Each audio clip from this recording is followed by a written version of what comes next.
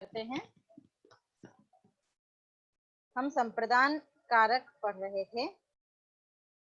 संप्रदान कारक में कुछ सूत्र हमारे पूर्ण हो चुके हैं, जैसे कि कर्मणायम अभिप्रेतित संप्रदानम रुच्यर्थानां प्रीयमाणः श्लाघह्नुं स्थाशपान् दीप्यमानः धारेरुत्तमर्णः स्पृहेरीप्सितः क्रुधद्रुहीर्ष्या सूयार्थानां यं प्रतिकोपः क्रुधद्रुहोरुपसृष्टयोः कर्म।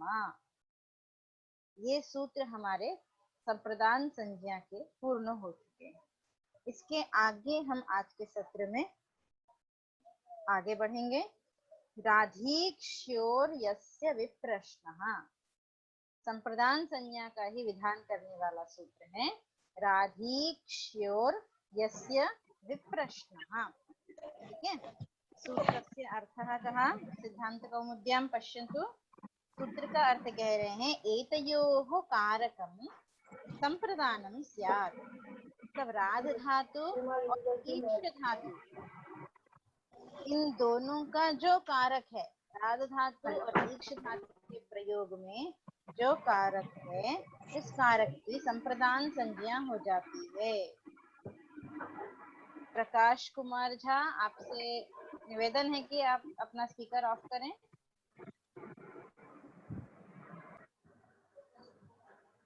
हाँ, तो राधीक्ष्योर यस्य विप्रश्नः एतयोः संप्रदानं स्यात्। एतयोः यत्कारकं तत् संप्रदानं स्यात्। संप्रदान संज्ञा होती है। कब होती है? तो कह रहे हैं यदि यो विविधः प्रश्नः क्रियते, मतलब जब विविध प्रकार के प्रश्न किए जाएंगे। तो कह रहे हैं राधीक्ष्योः धातोः प्रयोगे, राध और ईक्ष धातु के प्रयोग में यस्य विविधः प्रश्नः विप्रश्नः, ठीक है, यस्य विविधः प्रश्नः क्रियते तत्कारकं संप्रदानं स्यात्, ठीक है, उस कारक की संप्रदान संज्ञा होती है। मतलब जिसके विषय में बहुत प्रकार के प्रश्न किए जाएं, जिसके विषय में विविध प्रश्न किए जाएं, ऐसा जो कारक है उसकी संप्रदान संज्ञा करनी है। ठीक है, समझ में आया? अर्थ का अर्थ समझ में आया? राध और ईक्ष धातु के प्रयोग करने पर जब हम वाक्य बनाएंगे, उस वाक्य में जिसके विषय में विविध प्रकार के प्रश्न किए जाएंगे उसकी संप्रदान संज्ञा करनी है, और संप्रदान संज्ञा होने पर चतुर्थी विभक्ति होगी। उदाहरण क्या दे रहे हैं? कृष्णाय राध्यति, कृष्णाय ईक्षते, ये उदाहरण है। ठीक है, एक सामान्य उदाहरण में समझाती हूँ, जैसे देवदत्ताय राध्यति, मतलब चलिए कृष्णाय राध्यति इसी में चलते हैं। क्या कह रहे हैं? देखिए पंक्ति दी है, पृष्ठो गर्गः शुभाशुभम पर्यालोचयति इत्यर्थः। क्या कह रहे हैं? पृष्ठो गर्गः शुभाशुभम पर्यालोचयति इत्यर्थः, मतलब कृष्णाय राध्यति या फिर कृष्णाय ईक्षते, दोनों का ही तात्पर्य क्या है? अर्थ एक ही है कि कृष्णस्य शुभम वा अशुभम वा इति पृष्ठः गर्गः, तो कृष्ण विषयकं शुभम अशुभम वा पर्यालोचयति, कृष्णाय राध्यते, मतलब कृष्ण के विषय में क्या शुभ है क्या अशुभ है, ये इस प्रकार पूछना। जैसे हम किसी ज्योतिषी के पास जाते हैं और अपने बारे में पूछ लेते हैं कि हमारे लिए कुछ अशुभ तो नहीं है, जो प्रश्न है, तो उसके विषय में आलोचना करना, तो कृष्णाय राध्यते। तो गर्ग कोई गर्ग ऋषि है, वो उस गर्ग ऋषि के पास हम गए, मतलब कृष्ण गर्ग ऋषि के पास गए। गर्ग ऋषि के पास जाने पर कृष्णाय राध्यति, अब गर्ग ऋषि जो है कृष्ण के विषय में प्रश्न कर रहे हैं, तो जब कृष्ण के विषय में गर्ग ऋषि प्रश्न करेंगे तभी कहेंगे कृष्णाय राध्यति या फिर कृष्णाय ईक्षते। मतलब क्या हुआ इसका? कि गर्ग ऋषि कृष्ण के विषय में शुभ या अशुभ का प्रश्न कर रहे हैं। ठीक है, कृष्णस्य शुभम वा अशुभम वा पृष्ठः गर्गः पर्यालोचयति, कृष्ण के विषय में शुभ क्या है अशुभ क्या है, ये कृष्ण से कुछ बातचीत करके उसकी पर्यालोचना की, ऐसा अर्थ हुआ। समझ में आया?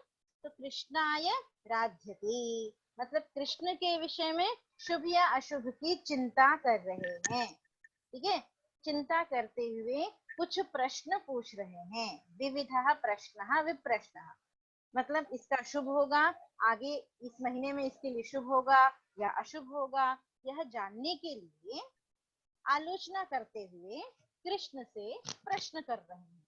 ठीक है, बहुत प्रकार के प्रश्न कर रहे हैं। तो ऐसा कहने के लिए तब किससे प्रश्न कर रहे हैं?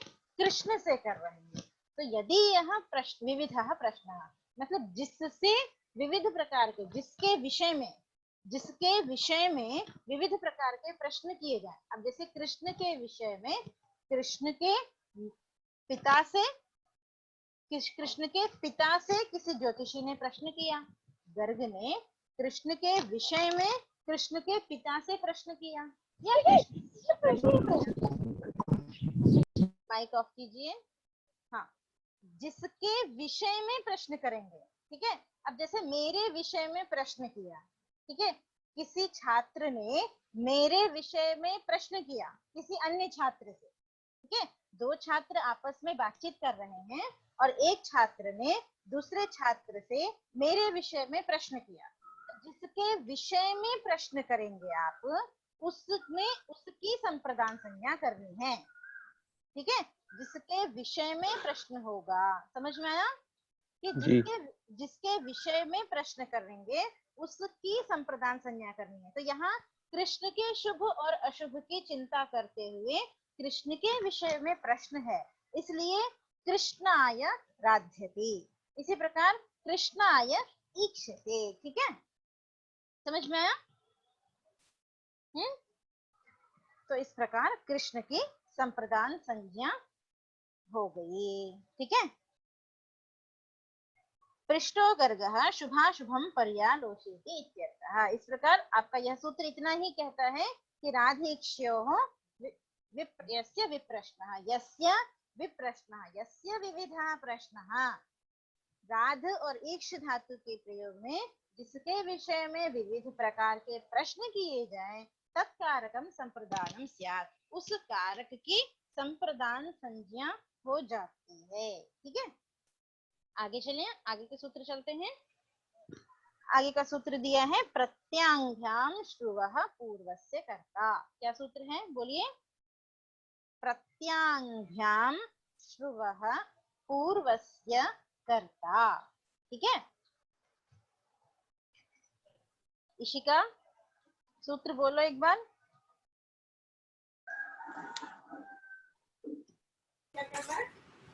मैम पूरा समझ में नहीं आया। क्या समझ में नहीं आया? मैम एक बार और बोलना। सूत्र बोलना है। Yes ma'am. प्रत्यांघ्याम श्रुवः पूर्वस्य कर्ता।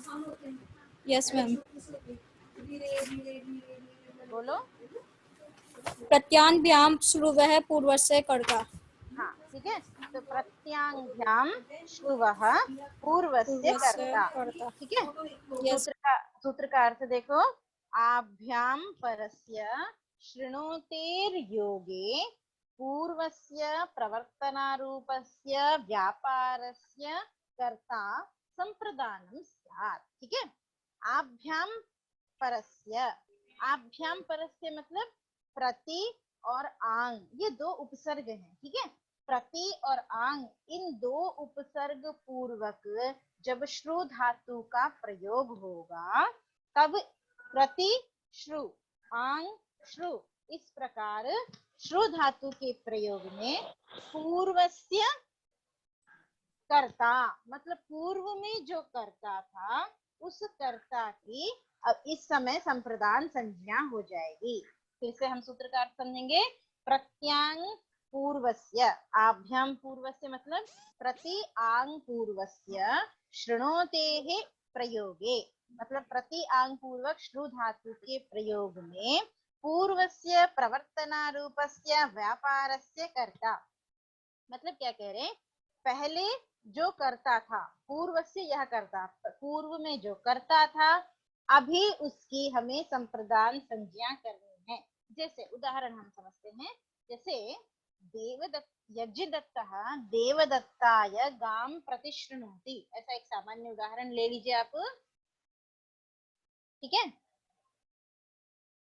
क्या कह रहे हैं, यज्ञदत्तः देवदत्ताय गाम प्रतिशृणोति, प्रति उपसर्ग पूर्वक श्रु धातु और आंग उपसर्ग पूर्वक श्रु धातु है, ठीक है। तो प्रति श्रृणोति आ श्रृणोति ऐसा आपका रूप बनेगा। तो जब प्रति श्रृणोति आ श्रृणोति का प्रयोग करेंगे तब पहले जो कर्ता था उसकी संप्रदान संज्ञा हो जाएगी, ऐसा कह रहे हैं।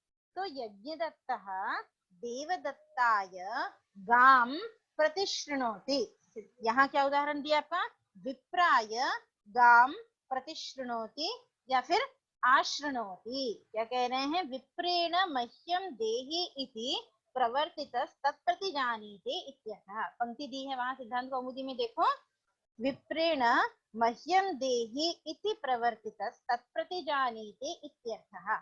इसका तात्पर्य क्या है कि जैसे यजमान ने, मतलब किसी विप्र ने, किसी ब्राह्मण ने यजमान से गौ की याचना की, ठीक है, किसी विप्र ने यजमान से गौ की याचना की, ठीक है। तो विप्र ने जब गौ की याचना की तब याचना करने में कर्ता कौन बन रहा है, बोलो। विप्र ने यजमान से गाय मांगी, जब विप्र यजमान से गाय मांग रहा है तो कर्ता कौन बनेगा, विप्र बनेगा, ठीक है। विप्र गौ मांगता है तो कौन मांग रहा है, विप्र मांग रहा है। हाँ बोलो रचना, शालिनी, है ना, विप्र क्या हुआ, कर्ता हुआ, ठीक है। विप्र गौ मांगता है, जब विप्र ने गाय की याचना की, गाय को मांगा यजमान से, तब विप्र कर्ता हुआ। फिर उसके बाद यजमान क्या करेगा, विप्र ने याचना की तो यजमान क्या करेगा, यजमान प्रतिज्ञा करेगा कि ठीक है मैं वचन देता हूं कि आपको मैं गौ दान करूंगा, कि आपको मैं गाय दूंगा, ऐसा मैं वचन देता हूं। तो पलट के यजमान ने क्या बोला, प्रतिज्ञा की कि मैं आपको वचन देता हूं कि आपको मैं गाय दूंगा, ठीक है।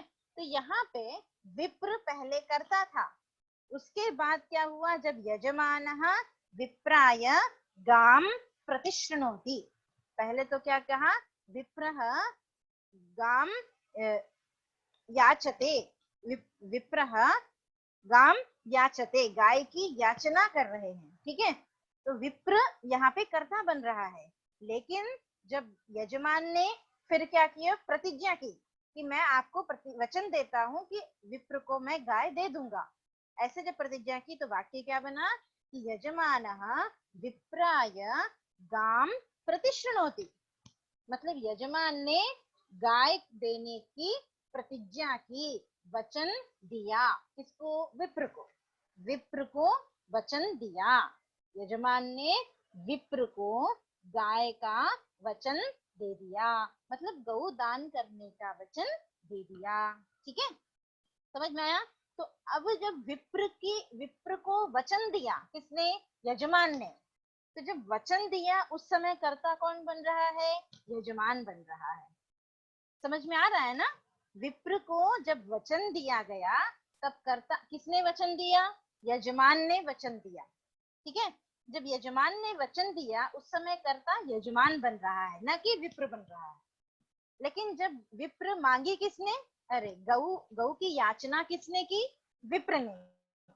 तो जब विप्र की याचना करने पर ही यजमान ने विप्र को, मतलब ब्राह्मण को वचन दिया कि ठीक है मैं आपको वचन देता हूँ, ठीक है। तो पहले तो विप्र ने क्या की, गाय की याचना की, तो गाय की याचना करने पर विप्र जो करता था वह बाद में जब यजमान ने वचन दिया उस समय विप्र अब करता नहीं है, बल्कि उसकी संप्रदान संज्ञा हो जाएगी। जब संप्रदान संज्ञा हो जाएगी तब संप्रदाने चतुर्थी विभक्ति हो जाएगी, समझ में आया, उदाहरण स्पष्ट है। तो विप्राय गाम प्रतिशृणोति, इसी प्रकार से विप्राय गाम आशृणोति, मतलब विप्र, यजमान ने विप्र को कहा कि ठीक है मैं आपको वचन देता हूँ। इसी प्रकार विप्र विप्र विप्राय गाम आश्रणोति, आश्रणोति का भी वही तात्पर्य है कि ठीक है मैं आपको गौ देने का वचन करता हूँ। तो इस प्रकार जो विप्र है उस विप्र की संप्रदान संज्ञा होगी। वो कैसा होना चाहिए कि पहले कर्ता होना चाहिए। ऐसा क्यों कहा? क्योंकि देखो मैंने मांगा तब सामने वाले ने मुझे वचन दिया, ठीक है। मांगने पर जब हम वचन देंगे तभी यहाँ पे यह सूत्र प्रयोग होगा। मैंने मांगा ही नहीं और आपने अपने आप ही मुझे दे कहा कि मैं आपको गाय दे दूंगा। मेरे बिना मांगे ही आपने मुझे कहा कि मैं आपको पुस्तक दे दूंगी, ठीक है। तो यहाँ पर जो है, अब जैसे देवदत्ताय पुस्तकम ददाति, ठीक है। यहाँ पे प्रतिश्रुणोति आश्रुणोति का चल रहा है, मैं आपको ददाति से समझा रही थी कि जब मेरे मांगने पर आप मुझे वचन देंगे कि ठीक है मैं आपको अपनी पुस्तक देने का वचन देती हूँ, जब ऐसा होगा तब इस सूत्र से संप्रदान संज्ञा हो जाएगी, ठीक है। विप्राय गाम प्रतिश्रुणोति, ठीक है।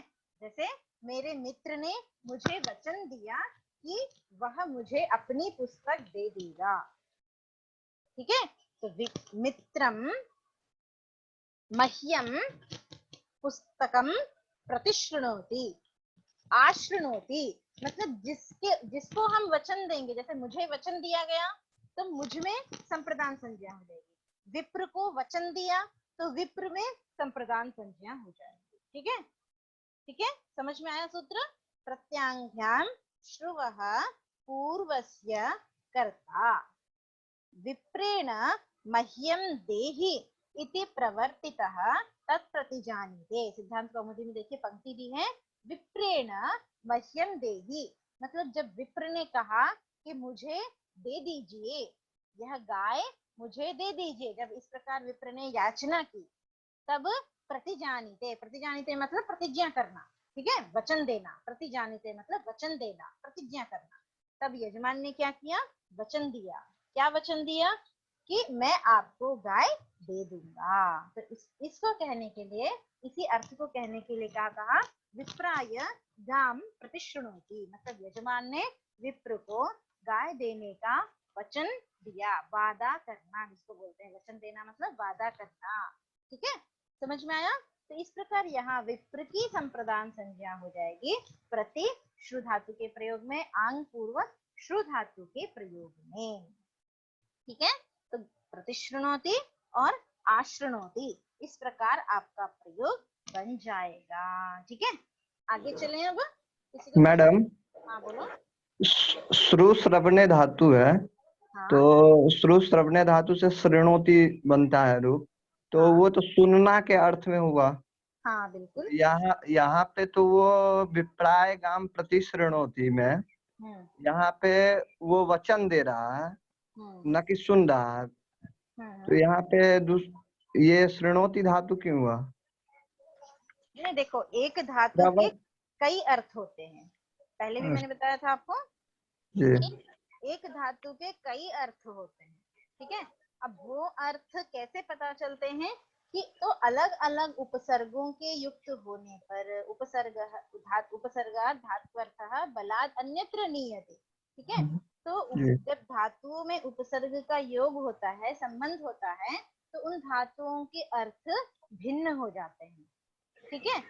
अर्थ तो रहते हैं लेकिन अर्थ की स्पष्टता तभी होती है जब उपसर्ग का योग होता है। जैसे भवती है, भवती मतलब सत्ता, ठीक है, होता है, लेकिन अनु उपसर्ग लग जाने से अनुभवती, ठीक है, और परा उपसर्ग लगने से पराभवती मतलब हारता है, ठीक है। तो इस प्रकार अर्थ उपसर्ग के योजन होने के कारण से हमें अर्थ भिन्न समझ में आते हैं, दिखाई देते हैं, ठीक है।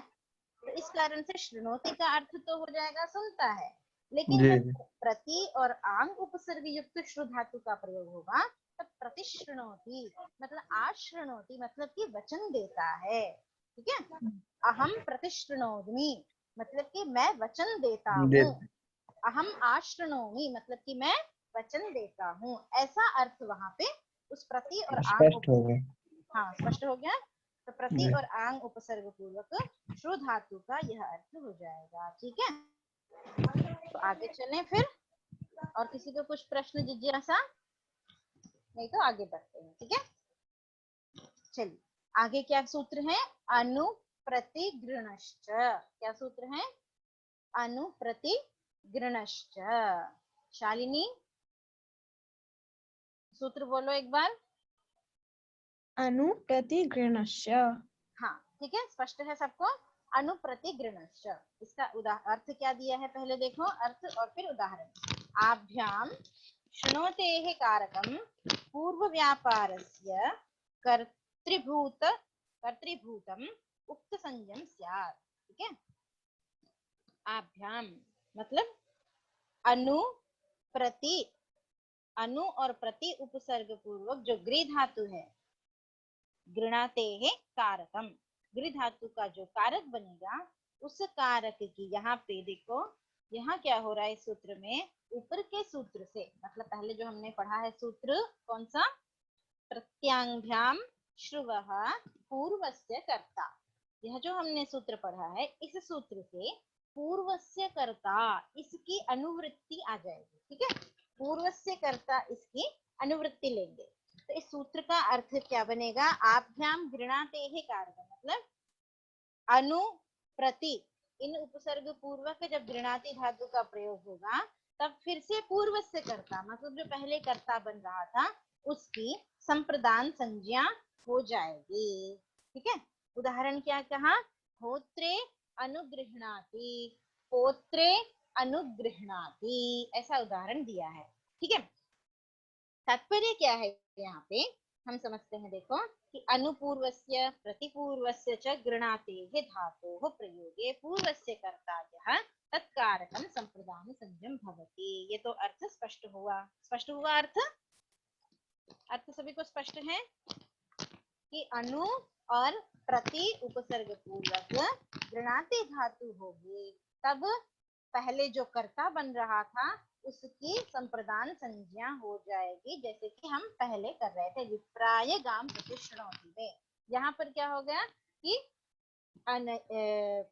अनु और प्रति उपसर्ग पूर्वक गृह धातु है, ऊपर क्या था? प्रति और आंग उपसर्ग पूर्वक श्रु धातु। ठीक है, उदाहरण क्या दिया? होत्रे अनुगृह्णाति, होत्रे प्रतिगृह्णाति, यह उदाहरण दिया है।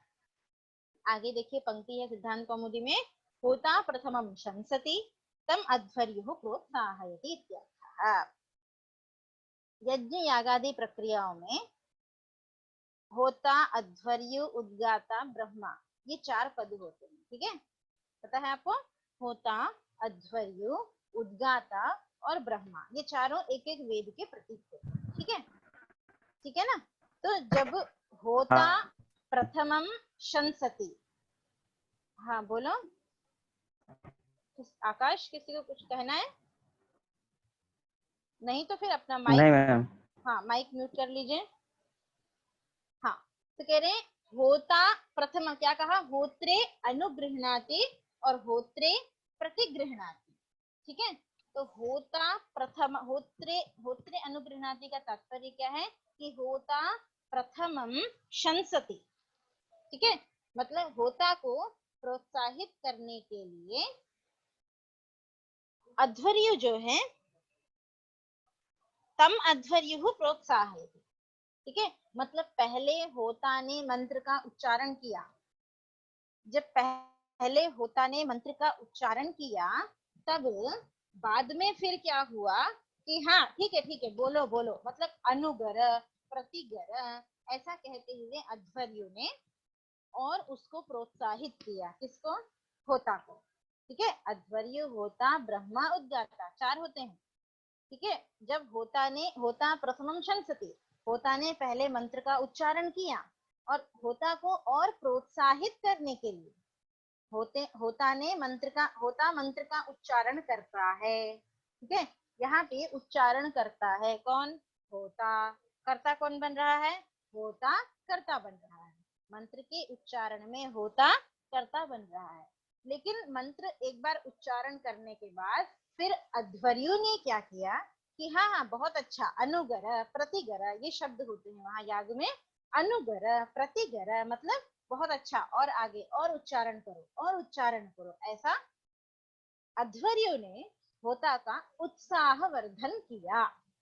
तो जब होता का उत्साह वर्धन किया किसने? अध्वर्यु ने। ऐसे समय में यहाँ जो होता है उस होता की संप्रदान संज्ञा हो जाएगी। क्यों? क्योंकि मंत्र के उच्चारण में होता कर्ता बन रहा था। पहले होता ने पहले उच्चारण किया, तब अध्वर्यु ने उसको और प्रोत्साहित किया। ठीक है, तो इस कारण से होत्रे अनुगृह्णाति, होत्रे प्रतिगृह्णाति, इसका अर्थ क्या हुआ कि अध्वर्यु ने होता को प्रोत्साहित किया, अध्वर्यु ने होता को अनुगृह्णाति प्रतिगृह्णाति मतलब और भी ज्यादा प्रोत्साहन दिया। ठीक है, जब ऐसा कहना होगा तो अब होता करता नहीं है, क्योंकि प्रोत्साहन कौन दे रहा है? अध्वर्यु दे रहा है। तो पहले होता करता था मंत्र के उच्चारण के लिए, लेकिन जब प्रोत्साहन दिया गया तो प्रोत्साहन देने वाला कौन हुआ? अध्वर्यु हुआ। ठीक है, तो जो पूर्वस्य कर्ता, पहले जो कर्ता बन रहा था होता, उस होता की अब जब अध्वर्यु उसको उत्साहित करेगा, तब वहां होता की संप्रदान संज्ञा हो जाएगी। समझ में आया? स्पष्ट है? तो इस प्रकार होत्रे अनुगृह्णाति, होता में संप्रदान संज्ञा और चतुर्थी विभक्ति हो जाएगी, तो क्या बन जाएगा? होत्रे अनुगृह्णाति। शर्त आपकी सिर्फ इतनी है कि अनु और प्रतिपूर्वक गृह धातु का प्रयोग होना चाहिए। अनुगृह्णाति और प्रतिगृह्णाति का प्रयोग होना चाहिए, तब पूर्व का जो कर्ता है उस कर्ता की संप्रदान संज्ञा हो जाएगी, ऐसा यह सूत्र कहता है। ठीक है, तो इस प्रकार आपका अनुप्रतिगृणश्च यह सूत्र भी पूर्ण हुआ। ठीक है, यह संप्रदान संज्ञा के सभी मतलब सूत्र पूर्ण हुए। अब एक और सूत्र है जो विकल्प से संप्रदान संज्ञा करता है। यहाँ तक तो अभी क्या चल रहा था? नित्य ही संप्रदान संज्ञा हो रही थी। ठीक है, अब आगे सूत्र है जो विकल्प से संप्रदान संज्ञा का विधान करेगा। क्या सूत्र है आगे? परिक्रयणे संप्रदानमन्यतरस्याम। क्या सूत्र है? परिक्रयणे संप्रदानमन्यतरस्याम। ठीक है, कह रहे हैं नियत कालम भृत्या स्वीकरणम परिक्रयणम। परिक्रयण का अर्थ बता रहे हैं।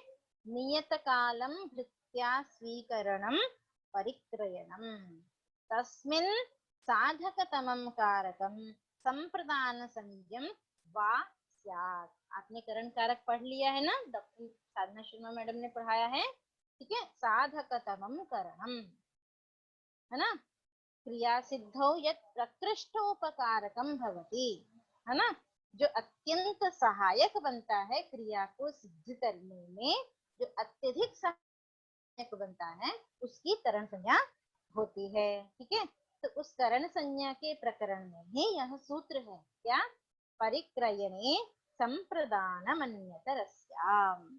ठीक है, क्या कहा? परिक्रयणम का अर्थ क्या कहा? नियत कालम भृत्या स्वीकरणम परिक्रयणम तस्मिन् साधकतमं कारकम, मतलब परिक्रयणे गम्यमाने रहा हो तो साधकतमं जो कारक है, जो अत्यंत प्रकृष्ट उपकारक मतलब अत्यंत सहायक, जो अत्यंत सहायक होता है क्रिया को करने में, उसकी करण संज्ञा बोली थी। लेकिन अब यहाँ पर जो अत्यंत सहायक होगा उसकी संप्रदान संज्ञा विकल्प से कर रहे हैं। ठीक है, कब? परिक्रयण होने पर। उदाहरण में समझाऊंगी परिक्रयण क्या है। तो परिक्रयण होने पर जो अत्यंत प्रकृष्ट उपकार सहायक है उस कारक की संप्रदान संज्ञा विकल्प से विधान की जा रही है। ठीक है, विकल्प से संप्रदान मतलब एक पक्ष में क्या हो जाएगा? करण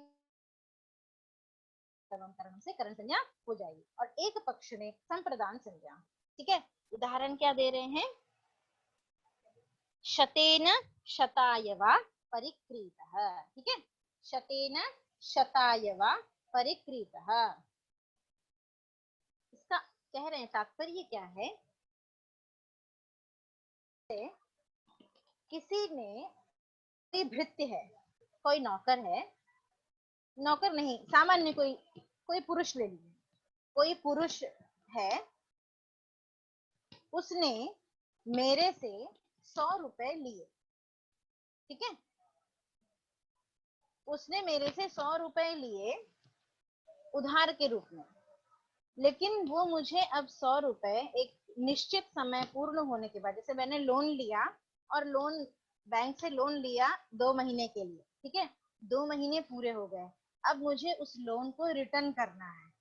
ठीक है, पूर्ण रूप से रिटर्न करना है, मैं नहीं कर पा रही हूँ, मैं रिटर्न नहीं कर पा रही हूँ। तो ऐसे ही मेरे से किसी ने 100 रुपए लिए और वो मुझे दोबारा 100 रुपए नहीं दे पा रहा है, तो फिर मैं क्या करूंगी, मतलब पहले क्या किया जाता था, अब तो क्या है बैंक का सिस्टम है पूरा, लेकिन पहले कैसे होता था उसका यहाँ पे पहले जो चलता था उसकी यहाँ झलक है, ध्यान देना। ठीक है, कि मैं, मेरे से किसी ने 100 रुपए लिए और वो दोबारा मुझे 100 रुपए नहीं लौटा पा रहा है, उसके पास नहीं है पैसे, वो मुझे नहीं दे पा रहा है, तो क्या करना है, मैं क्या करूंगी, कहूंगी ठीक है, मेरे यहाँ पे मेरे घर में तुम थोड़े दिन नौकरी कर लो।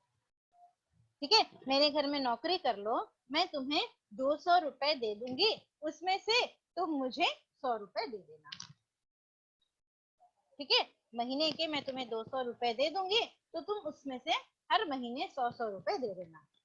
यदि 1000 लिया होगा तो उसके 10 दिन में 1000 हो जाएंगे।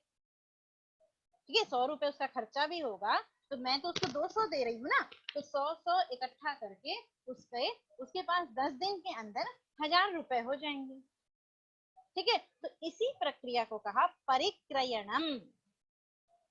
क्या कहा, फिर से ध्यान देना, नियत कालम भृत्या स्वीकरणम। जब वह मुझे पैसे लौटा नहीं पा रहा है, तब मैंने उसको भृत्य के रूप में अपने घर में रख लिया एक निश्चित काल के लिए। जब तक तुम मुझे पैसा नहीं लौटा रहे हो, तब तक तुम मेरे यहाँ पे काम कर लो, नौकरी कर लो, जॉब कर लो। ठीक है, तो इसको कहते हैं नियत कालम भृत्या स्वीकरणम। ठीक है, नौकर के रूप में उसको जॉब दे देना, यही है परिक्रयणम।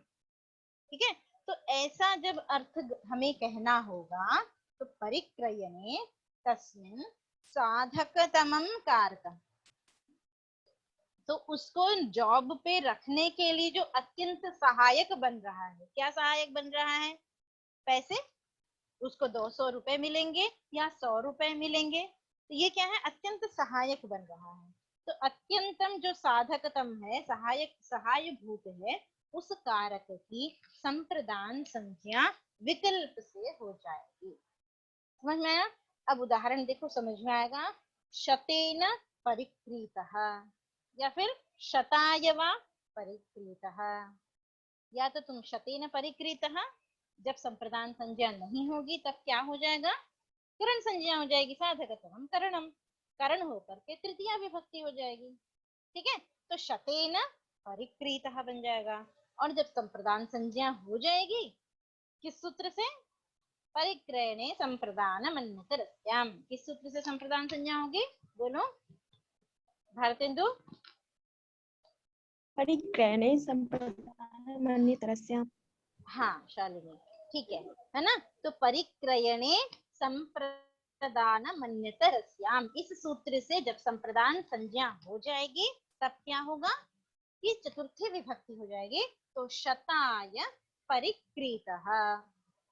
ठीक है, जब तृतीया हो गई, करण हो गया, तो शतेन परिक्रीतः, इस प्रकार दोनों रूप बन जाएंगे। दोनों का अर्थ क्या हुआ, शतेन परिक्रीतः, शताय परिक्रीतः, मतलब 100 रुपए के लिए मैंने उसे अपने यहाँ भृत्य के रूप में परिक्रीतः रख लिया।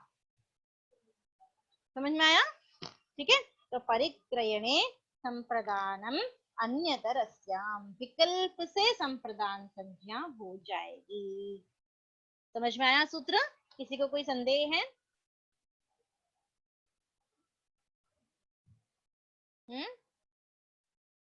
आगे चलें फिर, ठीक है, आगे चलें।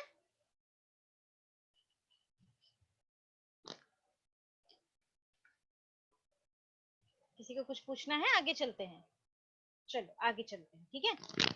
आगे क्या है, अब आगे क्या कह रहे हैं? तादर्थ्ये चतुर्थी वाच्या। आगे आपकी वार्तिक शुरू हो रही है। तादर्थ्ये चतुर्थी वाच्या, ठीक है।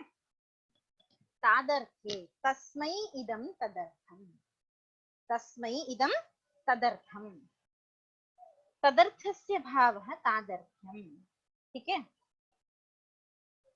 कह रहे हैं जैसे हम कहते हैं कि भोजनार्थम, ठीक है, भोजनार्थम मतलब भोजन के लिए, ठीक है। पठनार्थम मतलब पढ़ने के लिए। तो वैसे तस्मै इदम मतलब उसके लिए, तदर्थम तो तादर्थ्ये, तादर्थ्ये मतलब इस प्रकार के अर्थ में चतुर्थी वाच्या, चतुर्थी का आप विधान कर दीजिए। उदाहरण क्या दे रहे हैं?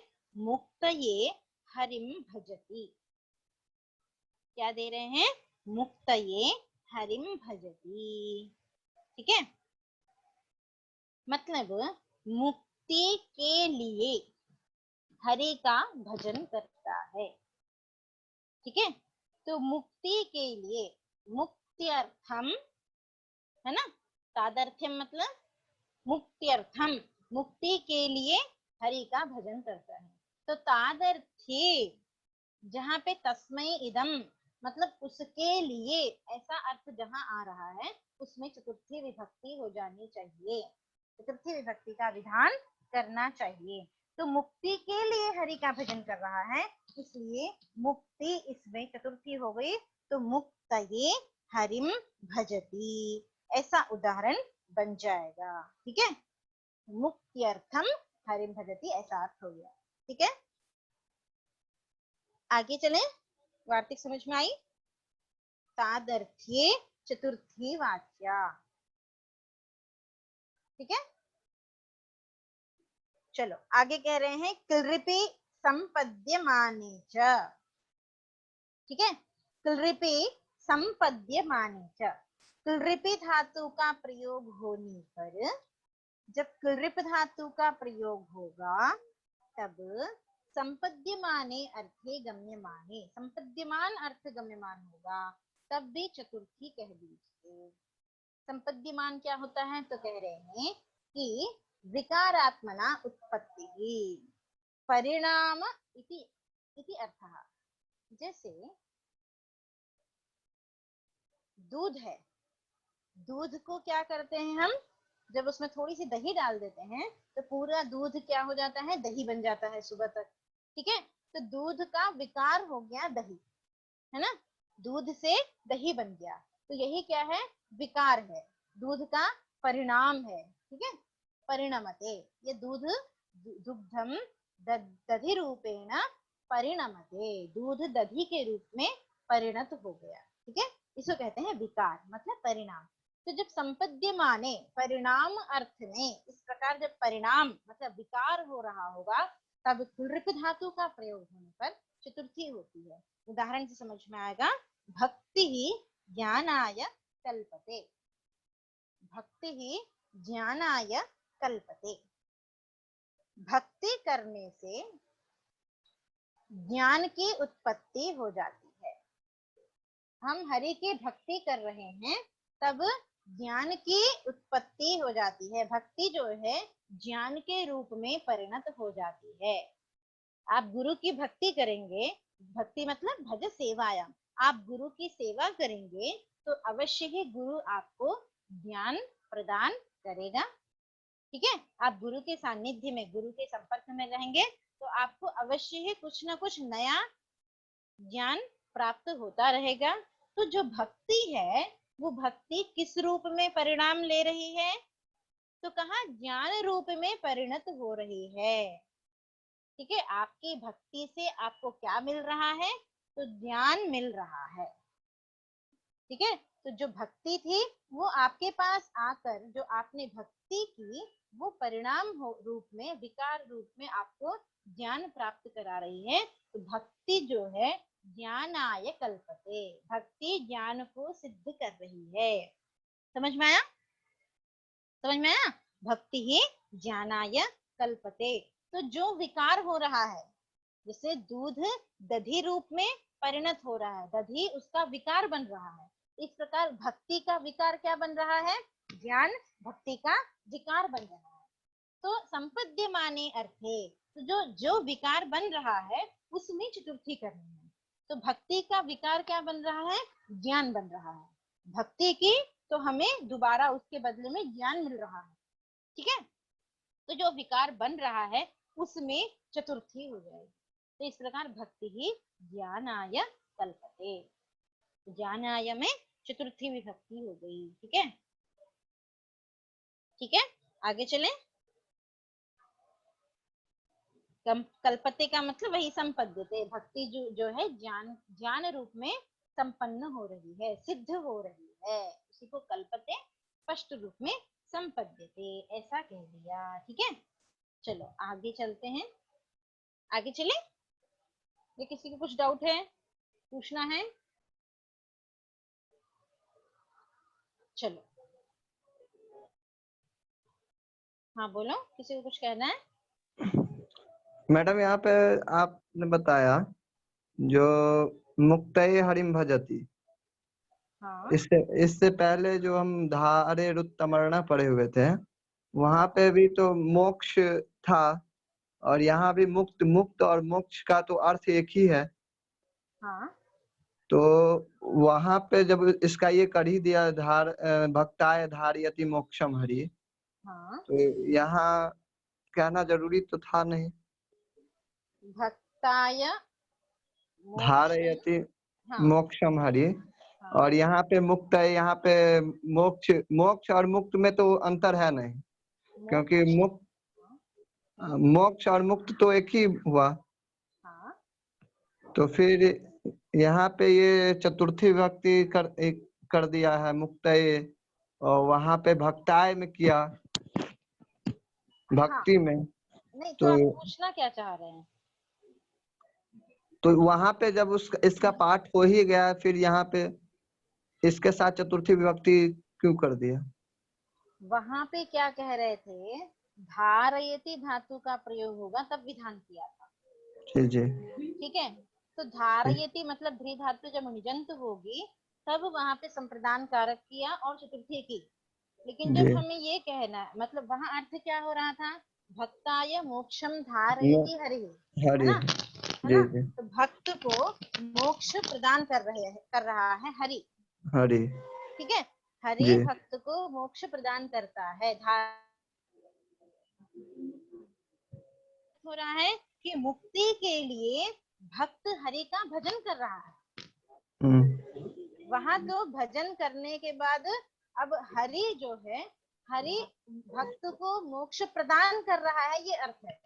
अच्छा, और यहाँ जो अर्थ है वो प्रक्रिया है कि मतलब जब तक भक्त अब भजन कर रहा है, ठीक है, भजन करने के बाद उसको हरि मोक्ष प्रदान कर रहा है। ये दो चीजें हैं अलग अलग। ठीक है, ठीक है, ठीक है। भक्ताय मोक्षम धारयति हरि, कदा, कब मोक्ष धारण कराएगा? जब मुक्तये हरिम भजति, जब भक्त मुक्ति के लिए हरि का भजन करेगा। ठीक है, तो ठीक है, तादर्थे मुक्ति के लिए जब भजन करेगा ऐसा जब कहना होगा तो मुक्तये, यहाँ पर भी चतुर्थी हो जाए ऐसा कहने के लिए इनको कहना तो पड़ेगा ही कि तादर्थ में चतुर्थी हो जाए। ठीक है, जी समझ में आया? स्पष्ट है? जी जी। हाँ, और कुछ किसी को किसी प्रकार की जिज्ञासा?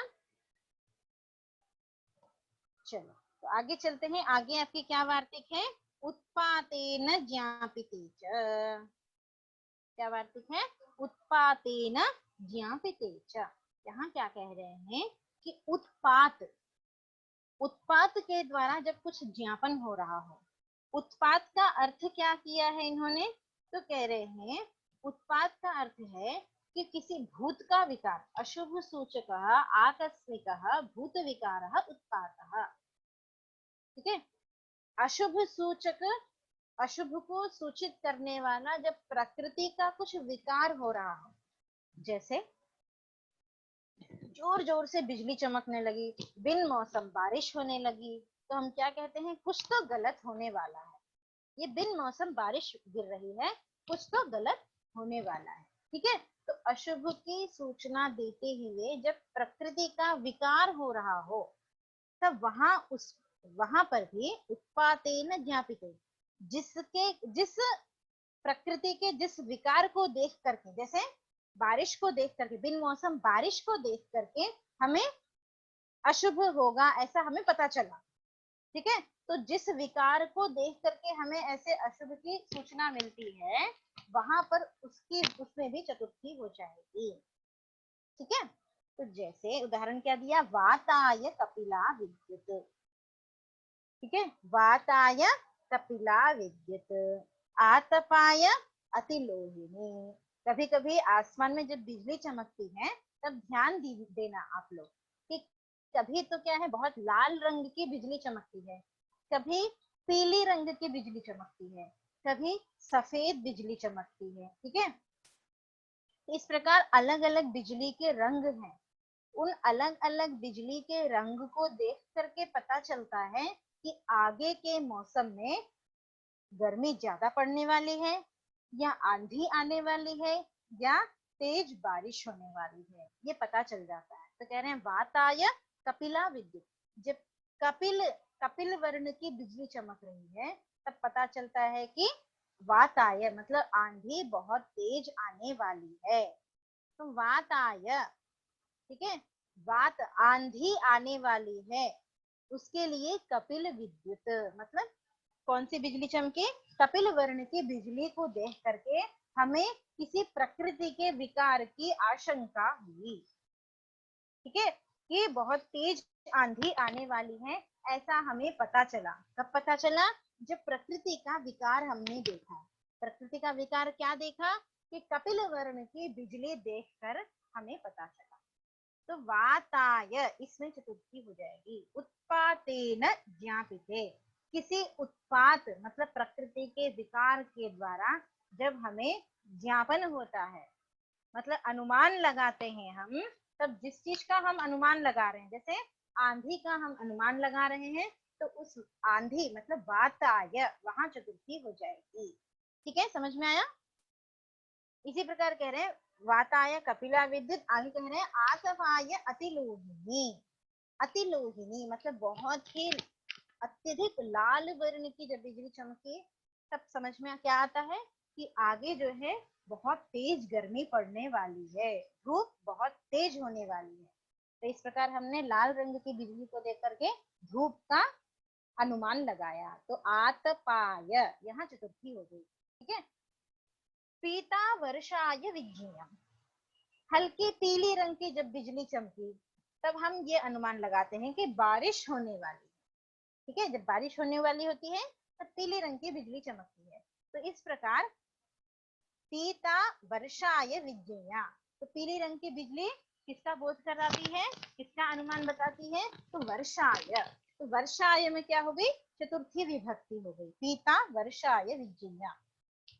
दुर्भिक्षाय सिता भवेत्, ज्यादातर देखना या तो लाल रंग की बिजली होती है, या फिर बहुत ज्यादातर मैंने जो ध्यान दिया है सफेद रंग की बिजली होती है। ठीक है, तो जो सफेद रंग की बिजली चमकती है उससे क्या सूचित होता है, दुर्भिक्ष आने वाला है। ठीक है, तो दुर्भिक्ष को सूचित करती है सफेद रंग की बिजली। तो दुर्भिक्षाय, सफेद रंग की बिजली को देख करके हमें दुर्भिक्ष की सूचना मिलती है। तो दुर्भिक्ष का ज्ञापन होता है, इसलिए दुर्भिक्ष में चतुर्थी विभक्ति हो जाएगी। ठीक है, तो इस प्रकार उत्पातेन ज्ञापिते च, यह आपकी यह वार्तिक है, वार्तिक के उदाहरण है। यह कारिका दी हुई है काशिका में, पूरी कारिका है। ठीक है, तो अब इस प्रकार आपका संप्रदान कारक संप्रदान संज्ञा विधान करने वाले सूत्र तो पूर्ण हो ही गए थे। कुछ वार्तिकों से हमने चतुर्थी विधान किया। अब कुछ सूत्र, 2-3 सूत्र आपके हैं चतुर्थी विभक्ति का विधान करते हैं। मैडम हित योगे च वहाँ पे छूट गया। अच्छा, एक वार्तिक रह गई है। जी जी। हित योगे च, अच्छा हाँ, क्या कह रहे हैं? हित योगे च, हित, हित का योग होगा। हित शब्द का योग होने पर भी चतुर्थी विभक्ति हो जाएगी। तो हित शब्द का योग कैसे बताया? ब्राह्मणाय हितम, ठीक है, ब्राह्मणाय हितम मतलब ब्राह्मण के लिए हितकारी। ब्राह्मणाय हितम, ब्राह्मण के लिए हितकारी, ऐसा जब कहना होगा। ब्राह्मणाय सुखकृत मतलब ब्राह्मण के लिए सुख देने वाला। तो हित शब्द के योग में चतुर्थी होती है, ऐसा बता रहे हैं। तो ब्राह्मणाय हितम, ठीक है। मह्यम हितम, मेरे लिए हितकारी, ऐसा प्रयोग कर सकते हो आप। तो हित शब्द के योग में हमेशा चतुर्थी विभक्ति होगी, ठीक है। जहां पर भी हित शब्द देखेंगे उसके योग होने पर ब्राह्मणाय, ब्राह्मण के लिए हितकारी, मेरे लिए हितकारी या आपके लिए हितकारी, ठीक है। भवते हितम, तो आपके हित के लिए हमारे संयोजक जी ने ये ऑनलाइन कक्षाएं शुरू करवाई, ठीक है। तो भवते हितम, इस ऑनलाइन कक्षा में आपका हित है, ठीक है ना। तो इस प्रकार हित शब्द के योग में चतुर्थी विभक्ति होती है। हित योगे चतुर्थी स्यात्। हो गया, इस प्रकार पूर्ण हुआ। चलो तो आगे चलते हैं। अब कुछ उपपद विभक्तियां हैं। आगे का क्या सूत्र है? क्रियार्थोपपदस्य च कर्मणि स्थानिनः। यहाँ तक आपके संप्रदान संज्ञा के सूत्र पूर्ण हो गए थे, ठीक है। कौन कौन से सूत्र थे? कर्मणा, बोलो, कर्मणा यमभिप्रीति स्वसंप्रदानम, उच्चार्थानां प्रीयमाणः, श्लाघ नुं स्था शपाम दीप्स्यमानः, धारेरुत्तमर्णः, गृहेरीप्सितः, ठीक है, गृहेरीप्सितः। फिर उसके बाद क्या था? क्रुधद्रुहो, क्रुधद्रुहेर्ष्यासूयार्थानां यं प्रति कोपः, क्रुधद्रुहो रूपसृष्टयोः कर्म, ठीक है। फिर राधीक्षोर यस्य विप्रश्नः, प्रत्यांघ्यां श्रुवः पूर्वस्य कर्ता, अनुप्रति विरणश्च, ठीक है। ये यहाँ तक आपके सारे संप्रदान संज्ञा विधायक सूत्र थे, ठीक है। इन सब के योग में जो चतुर्थी हुई वो संप्रदान कारक चतुर्थी कहलाती है, ठीक है। फिर जब हमने सुरपि संपद्यमाने च तादर्थे चतुर्थी वाच्य, ये सब कुछ वार्तिकों के द्वारा हमने चतुर्थी विभक्ति का विधान किया। और अब कुछ उपपद चतुर्थी विधान करने वाले सूत्र हैं जिनको हम शुरू करते हैं, ठीक है। तो क्या सूत्र है? क्रियार्थोपपदस्य च कर्मणि स्थानिनः, ठीक है। क्या सूत्र है? क्रियार्थोपपदस्य च कर्मणि स्थानिनः। आगे चले, बोलिए, आगे चले, पाठ को आगे बढ़ाया जाए। हाँ मैम। हाँ चलो, तो क्रियार्थोपपदस्य च कर्मणि स्थानिनः, यह आपका सूत्र और पदच्छेद है, ठीक है। सूत्र का अर्थ क्या किया? क्रियार्था क्रिया उपपदम यस्य, क्रियार्था क्रिया उपपदम यस्य तस्य स्थानिनः अप्रयुज्यमानस्य तुमुनः कर्मणि चतुर्थी स्यात्। यह आपके सिद्धांत कौमुदी में अर्थ दिया है, ठीक है। तात्पर्य क्या है? क्रियार्थोपपदस्य का अर्थ क्या है? देखो, क्रियार्था क्रिया उपपदम, जैसे सूत्र का अर्थ हम बाद में समझते हैं, पहले क्रियार्थोपपदस्य का क्या अर्थ है समझो। जैसे भोजनम करोति, ठीक है, आप हॉस्टल में रहते हैं, आपको मेस में जाना पड़ेगा खाना खाने के लिए, ठीक है। तो आप क्या कहते हैं कि मैं खाना खाने के लिए जा रहा हूँ, ठीक है, खाना खाने के लिए जा रहा हूँ। तो आपको भोजन क्रिया करनी है, भोजन क्रिया आपका उद्देश्य है, लेकिन भोजन क्रिया को पूर्ण करने के लिए मतलब खाना खाने के लिए आपको जाना पड़ेगा। ठीक है, आपको भोजन क्रिया करने के लिए मतलब भोजन करने के लिए मेस तक जाना पड़ेगा। ऐसे ही पढ़ने के लिए आप विद्यालय जाते हैं, तो पढ़ने के लिए आपको विद्यालय तक जाना पड़ेगा। मतलब क्या हुआ कि भोजन करना अपने आप में एक क्रिया है, खादति। ठीक है, लेकिन खादति कब होगा, भोजन कब कर सकता है, जब वो मेस तक जाएगा। तो मैं खाना खाने के लिए जा रहा हूँ, एक क्रिया को पूर्ण करने के लिए हम दूसरी क्रिया जब करते हैं, मतलब खाना एक क्रिया है, खाना यह क्रिया कब पूर्ण होगी, जब हम वहां तक चलकर जाएंगे, है ना। तो भोजन करने के लिए एक क्रिया को पूरा करने के लिए हम जाना क्रिया कर रहे हैं। ठीक है, जब तक हम जाएंगे नहीं तब तक हमें भोजन नहीं मिलेगा। ठीक है ना। तो क्रियार्था क्रिया, एक क्रिया के लिए दूसरी क्रिया, एक क्रिया के लिए दूसरी क्रिया, तो क्रियार्था क्रिया। समझ में आया, क्रियार्था क्रिया, इसका अर्थ समझ में आया। क्रिया के एक क्रिया के लिए दूसरी क्रिया, मतलब भोजन क्रिया के लिए जाना जरूरी है।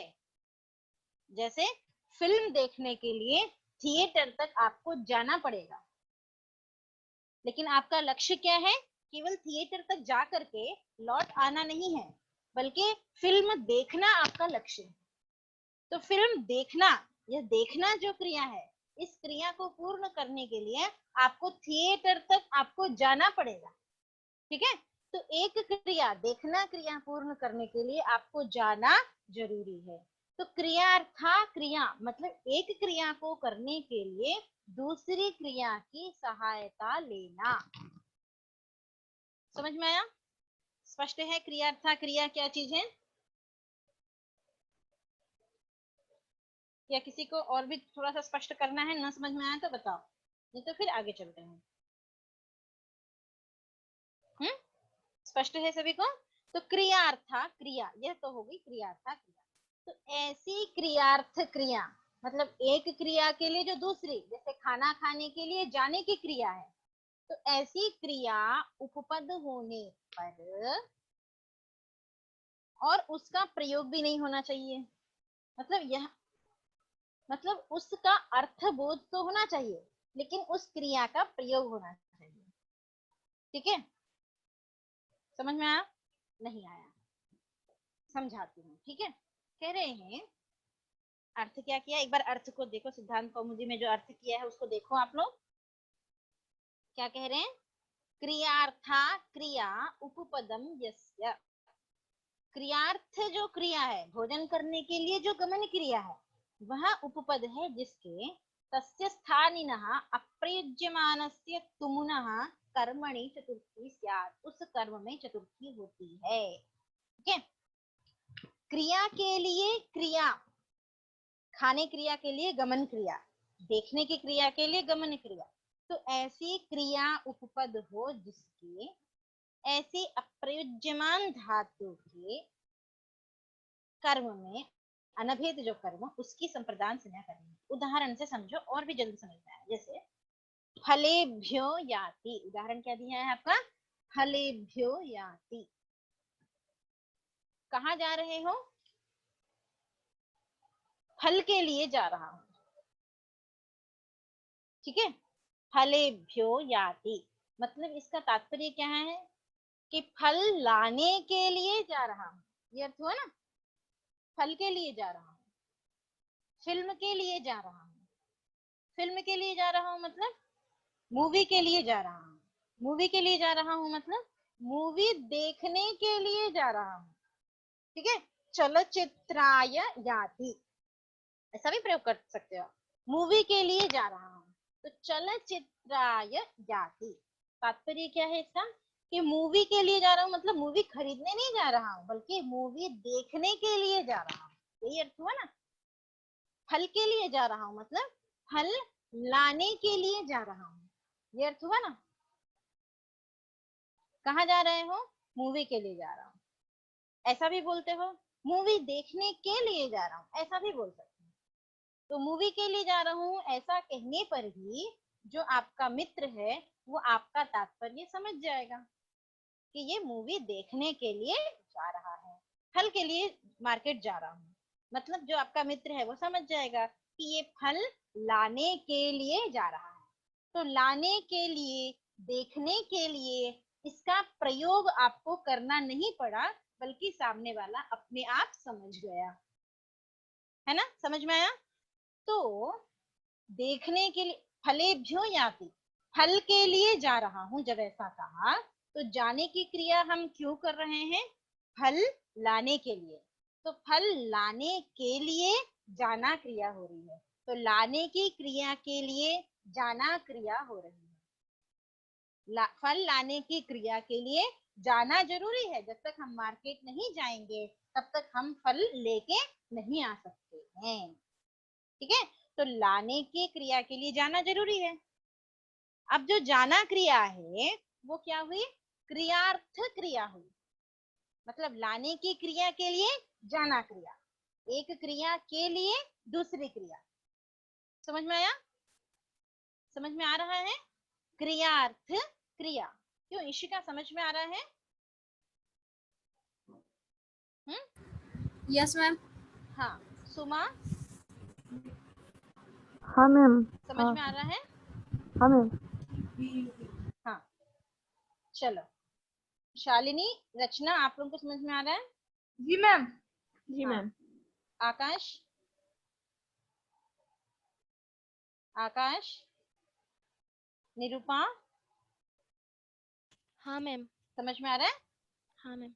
हाँ, संदेह हो तो पूछ लेना, ठीक है। मैम तो हाँ, ठीक है। कह रहे हैं हाँ, ठीक है। क्रियार्था क्रिया उपपदम यस्य, ठीक है। क्रिया के लिए जो क्रिया की हमने, मतलब कि फल लाने के लिए जाना क्रिया हमने की। तो फल लाने के लिए जो जाना क्रिया की, हमने लाने के लिए ऐसा प्रयोग नहीं किया। फलानि आने तुम गच्छति या गच्छामि, फलानि आने तुम गच्छति, ऐसा हम बोल सकते हैं। लेकिन हमने क्या कहा? फलेभ्यो या फलेभ्यो गच्छति, फल के लिए जा रहा है या फल के लिए जा रहा हूं, इतना ही हमने कहा। तो लाने की क्रिया के लिए जो जाना क्रिया हमने की, और हम लाने की क्रिया का प्रयोग नहीं कर रहे हैं। बोलने में हमने आने तुम ऐसा प्रयोग नहीं किया, हमने सिर्फ क्या कहा? गच्छति, याति, जा रहा हूं, इतना ही कहा। तो ऐसी क्रिया उपपद में होने पर, मतलब ऐसी क्रिया का प्रयोग होने पर, और क्या कहा? अप्रयुज्यमान, मतलब लाने के लिए यह अर्थ का तो बोध हो रहा है, लेकिन उसका प्रयोग नहीं हो रहा है। मतलब कि फल लाने के लिए जा रहा हूं, ऐसा अर्थ का बोध तो हो रहा है, लेकिन फलानी आने तुम गच्छति ऐसा हम प्रयोग नहीं कर रहे हैं। मतलब बिना प्रयोग के ही अर्थ समझ में आ जा रहा है। समझ में आया? फलेभ्यो याति, इस वाक्य फल के लिए हिंदी में समझो, फल के लिए जा रहा हूं, इतना कहने से ही ये समझ में आ गया कि फल लाने के लिए जा रहा हूं, है ना। तो लाने के लिए ऐसा मुझे बोलने की जरूरत नहीं पड़ी, बिना बोले ही सामने वाले को समझ में आ गया। तो इसको कहते हैं स्थानिनः, ठीक है। मतलब उसका प्रयोग न करने पर। क्या कहा? कि क्रियार्था क्रिया उपपदम यस्य तस्य स्थानिनः अप्रयुज्यमानस्य तुमुनः, स्थानिनः मतलब उस क्रिया का, मतलब आने तुम, तुमनंत जो क्रिया है, पठितुम, द्रष्टुम, यह जो तुमुन प्रत्ययांत क्रिया है, देखने के लिए, खाने के लिए, जाने के लिए, ठीक है, यह जो तुमुनंत क्रिया है उसका अप्रयुज्यमानस्य, प्रयोग न किया जाए। जब तुमुनंत का प्रयोग नहीं करेंगे, मतलब लाने के लिए, खाने के लिए, देखने के लिए इस प्रकार प्रयोग नहीं करेंगे, तब जो कारक है ना, जो कर्म कारक है, जो कर्म कारक है, उस कर्म कारक में चतुर्थी विभक्ति होगी। जैसे फल लाता है, फल लाता है, तो लाता है इस क्रिया में कर्म ईप्सितम हुआ, तो फलम आनयति, फल कर्म बन गया।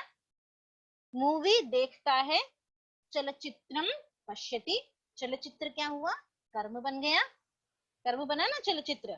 तो इसी प्रकार से जो कर्म है, उस कर्म की जब क्रियार्थ क्रिया होगी, मतलब एक तो फल लाता है और फल लाने के लिए जाता है, ठीक है, फलम आनयति, यहाँ फल कर्म बन गया, और जब फलानी आने तुम गच्छति, ऐसा जब हमें कहना होगा, फलानी आने तुम गच्छति मतलब फल लाने के लिए जाता है, जब हमें ऐसा कहना होगा तो हमने क्या कहा, फल के लिए जाता है, हमने सिर्फ इतना कह दिया, फल के लिए जाता है। लाने के लिए ऐसा हमने शब्द से नहीं कहा, तो भी सामने वाला समझ गया। मूवी के लिए जाता है, मैंने शब्द से ऐसा नहीं कहा कि मूवी देखने के लिए जाता है। जब ये कहेंगे मूवी देखने के लिए जाता है, तब यहाँ इससे चतुर्थी नहीं होगी, तब तो क्या होगा, फलम आनेतुम गच्छति, चित्रम द्रष्टुम गच्छति, तब यही प्रयोग होगा कि मूवी देखने के लिए जाता है, मतलब चित्रम द्रष्टुम गच्छति, कर्म ही रहेगा और कर्म में द्वितीय हो जाएगी। लेकिन जब लाने के लिए, देखने के लिए इसका प्रयोग नहीं करेंगे, तब कर्म की संप्रदान है, कर्म में चतुर्थी, क्षमता संप्रदान नहीं होगा, कर्म में चतुर्थी विभक्ति हो जाएगी, ठीक है। तो जब चतुर्थी हो गई तो फलेभ्यो याति, ठीक है।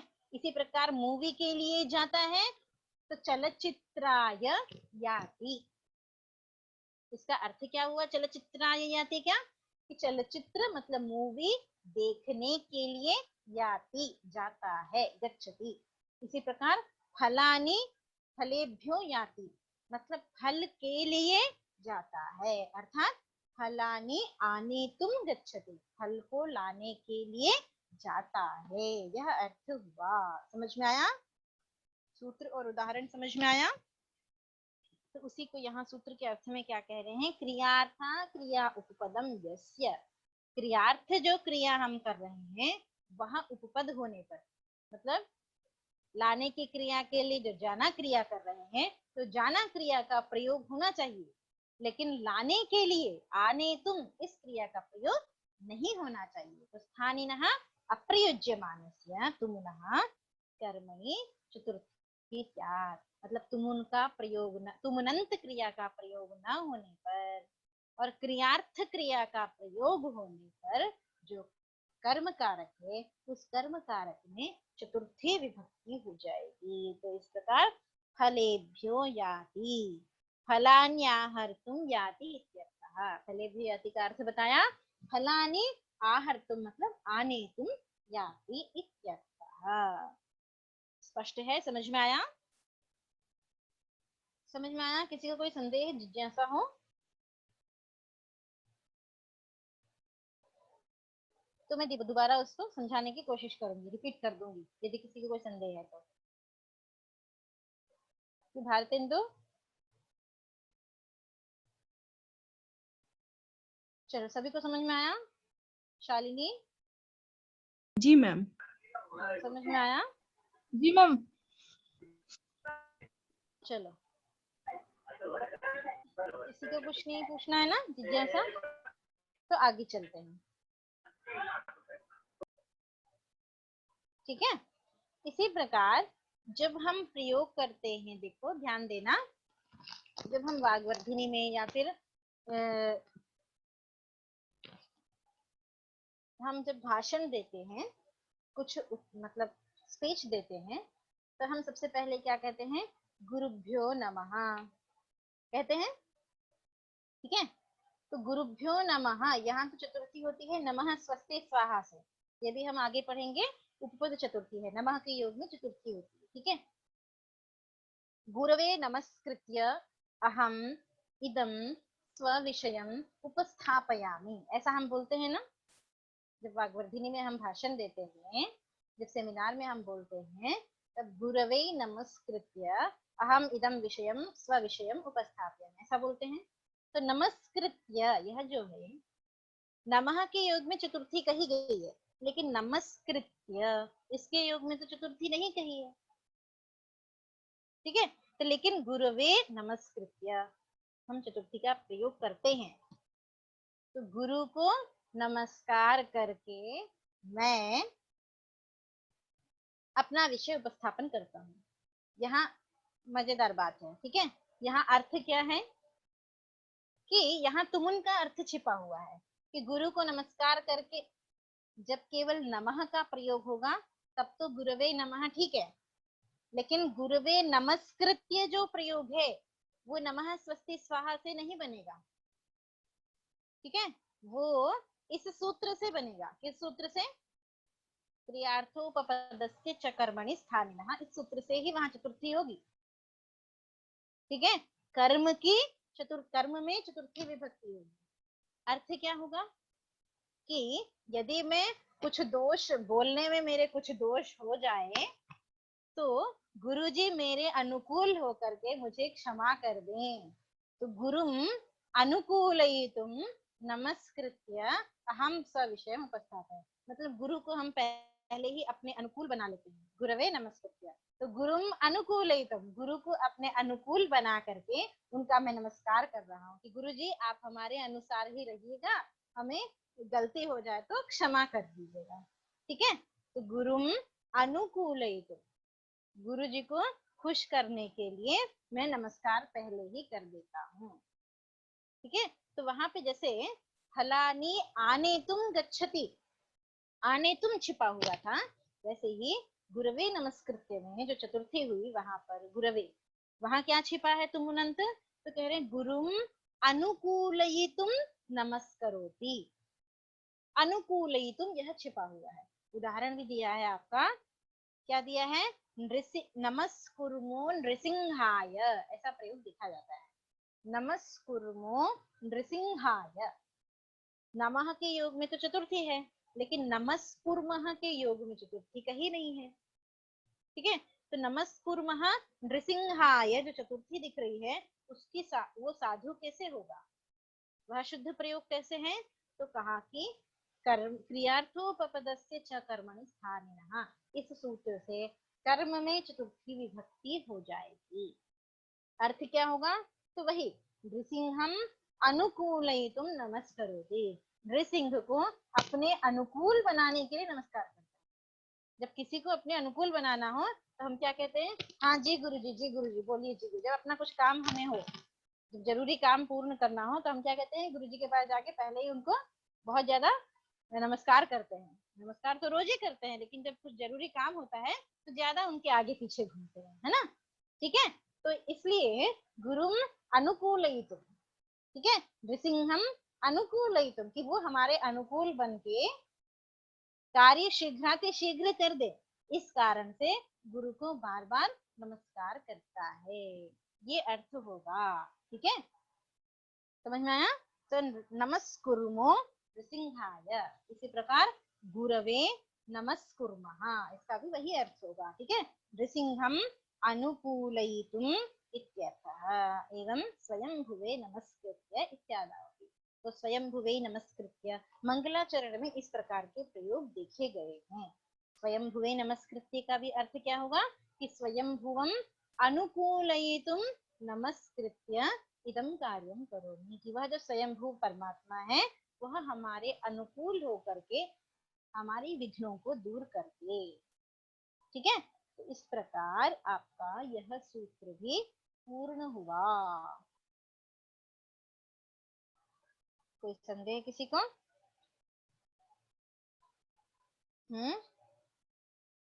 किसी को कुछ पूछना है, कोई जिज्ञासा है तो पूछ लीजिए, नहीं तो फिर आगे बढ़ते हैं, ठीक है, शीघ्रातिशीघ्र।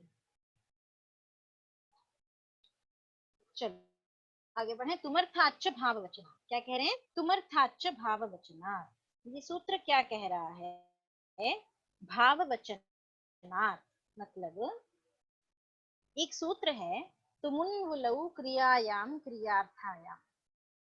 क्रियार्थ क्रिया जब गम्यमान हो रही हो, अभी मैंने आपको बताया क्रियार्थ क्रिया क्या है, तो जब क्रियार्थ क्रिया गम्यमान हो रही हो तब तुमुन और अनुवल प्रत्यय होते हैं। जैसे बताया ना अभी मैंने, क्रियार्थ क्रिया क्या होती है? भोजन के लिए जाता है, ऐसा कहने के लिए आपको तुमुन प्रत्यय करना पड़ेगा, भोक्तुम गच्छति। ठीक है, देखने के लिए जाता है तो द्रष्टुम गच्छति। इस प्रकार आपको क्रियार्थ क्रिया कहने के लिए तुमुन प्रत्यय का प्रयोग करना पड़ेगा। ठीक है, तो जब क्रियार्थ क्रिया करने के लिए तुमुन प्रत्यय आपने किया, तुमुन प्रत्यय है वो भावे इस अधिकार में है। ठीक है, आगे सूत्र है भाववचनाश्च। पाणिनि का ही आगे सूत्र है भाववचनाश्च। ठीक है, तो भाववचनाश्च इस सूत्र से जब तुमुन प्रत्यय होगा, भाववचनाश्च इस सूत्र से जब तुमुन प्रत्यय होगा, ठीक है, तो भाववचनाश्च यहाँ पर भावे के अधिकार में और भी प्रत्यय कहे गए हैं क्या? तो कहते हैं हाँ, और भी प्रत्यय कहे गए हैं। घय इत्यादि प्रत्यय हैं, पाकः, है ना, त्यागः, रागः इत्यादि शब्द बनते हैं। तो और भी प्रत्यय जो हैं कहे गए हैं भावे के अधिकार में। ठीक है, तो इस प्रकार भाववचनाश्च इसके अधिकार में जो प्रत्यय कहे गए हैं वो तुमुन इत्यादि। तो भाववचनाश्च, तुमर्था सूत्र क्या है? तुमर्थाच्च भाववचना। तुमर्थ भाव वचन से भी चतुर्थी विभक्ति होती है, यह अर्थ होता है। तुमर्थात् भाव वचन प्रत्ययांतात् प्रातिपदिकात् चतुर्थी विभक्ति भवति। तुमर्थ जो भाव वचन प्रत्यय है, तुमुन अर्थ को कहने वाले जो भाव वचनाश्च इस सूत्र से जो प्रत्यय किया तुमुन, उसके प्रयोग में प्रातिपदिकात् चतुर्थी भवति, प्रातिपदिक उस प्रातिपदिक से चतुर्थी विभक्ति होती है, यह अर्थ है। तो उदाहरण क्या बना रहे हैं? यागाय याति। क्या उदाहरण है? यागाय याति। अर्थ क्या होगा? अर्थ क्या होगा? याग करने के लिए जाता है। यागाय याति मतलब याग करने के लिए जाता है। ऐसे भोजन करने के लिए जाता है तो भोजनाय गच्छति। तो ये जो भोजनाय, यागाय चतुर्थी है, यागः शब्द है। क्या शब्द है? यागः शब्द है। यागः शब्द में घय प्रत्यय हुआ है। ठीक है, यागः शब्द में घय प्रत्यय हुआ है भावे इस अधिकार में। तो जब यागः शब्द से घय प्रत्यय कर दिया, ठीक है, यागः बन गया। इसी प्रकार भोजन, भोजन में भाव अर्थ में ही, भावे के अधिकार में ही लुट प्रत्यय है, लुट प्रत्यय कर दिया तो भोजनम बन गया। ठीक है, जब लुट प्रत्यय और घय प्रत्यय ये भाव अर्थ के प्रत्यय विधान कर दिए गए, अब याग करने के लिए जाता है या भोजन करने के लिए जाता है तो भोजनम कर्तुम गच्छति। अब भोजनाय गच्छति या फिर पठनाय गच्छति, तो बीच में छिपा हुआ है ना तुमुन अर्थ कि भोजन करने के लिए जा रहा है, अध्ययन करने के लिए जा रहा है। तो यह जो तुमुन अर्थ छिपा हुआ है वही तुमर्थात्, मतलब तुमर्थ होने पर भाववचनाश्च इस सूत्र पे से जब तुमुन प्रत्यय करेंगे तब जो प्रातिपदिक है यागः, भोजनम, इनमें चतुर्थी हो जाएगी। समझ में आया सूत्र? सूत्र समझ में आया? तुमर्थात् भाववचन प्रत्ययांतात् प्रातिपदिकात् चतुर्थी स्यात्। तुमर्थ होने पर, तुमर्थ का तात्पर्य क्या है? क्रियार्थ क्रिया। तुमुन प्रत्यय का अर्थ क्या है? क्रियार्थ क्रिया। एक करने के लिए, एक क्रिया करने के लिए जब दूसरी क्रिया करनी पड़ती है उसी वहीं पर तुमुन प्रत्यय का प्रयोग करना पड़ता है।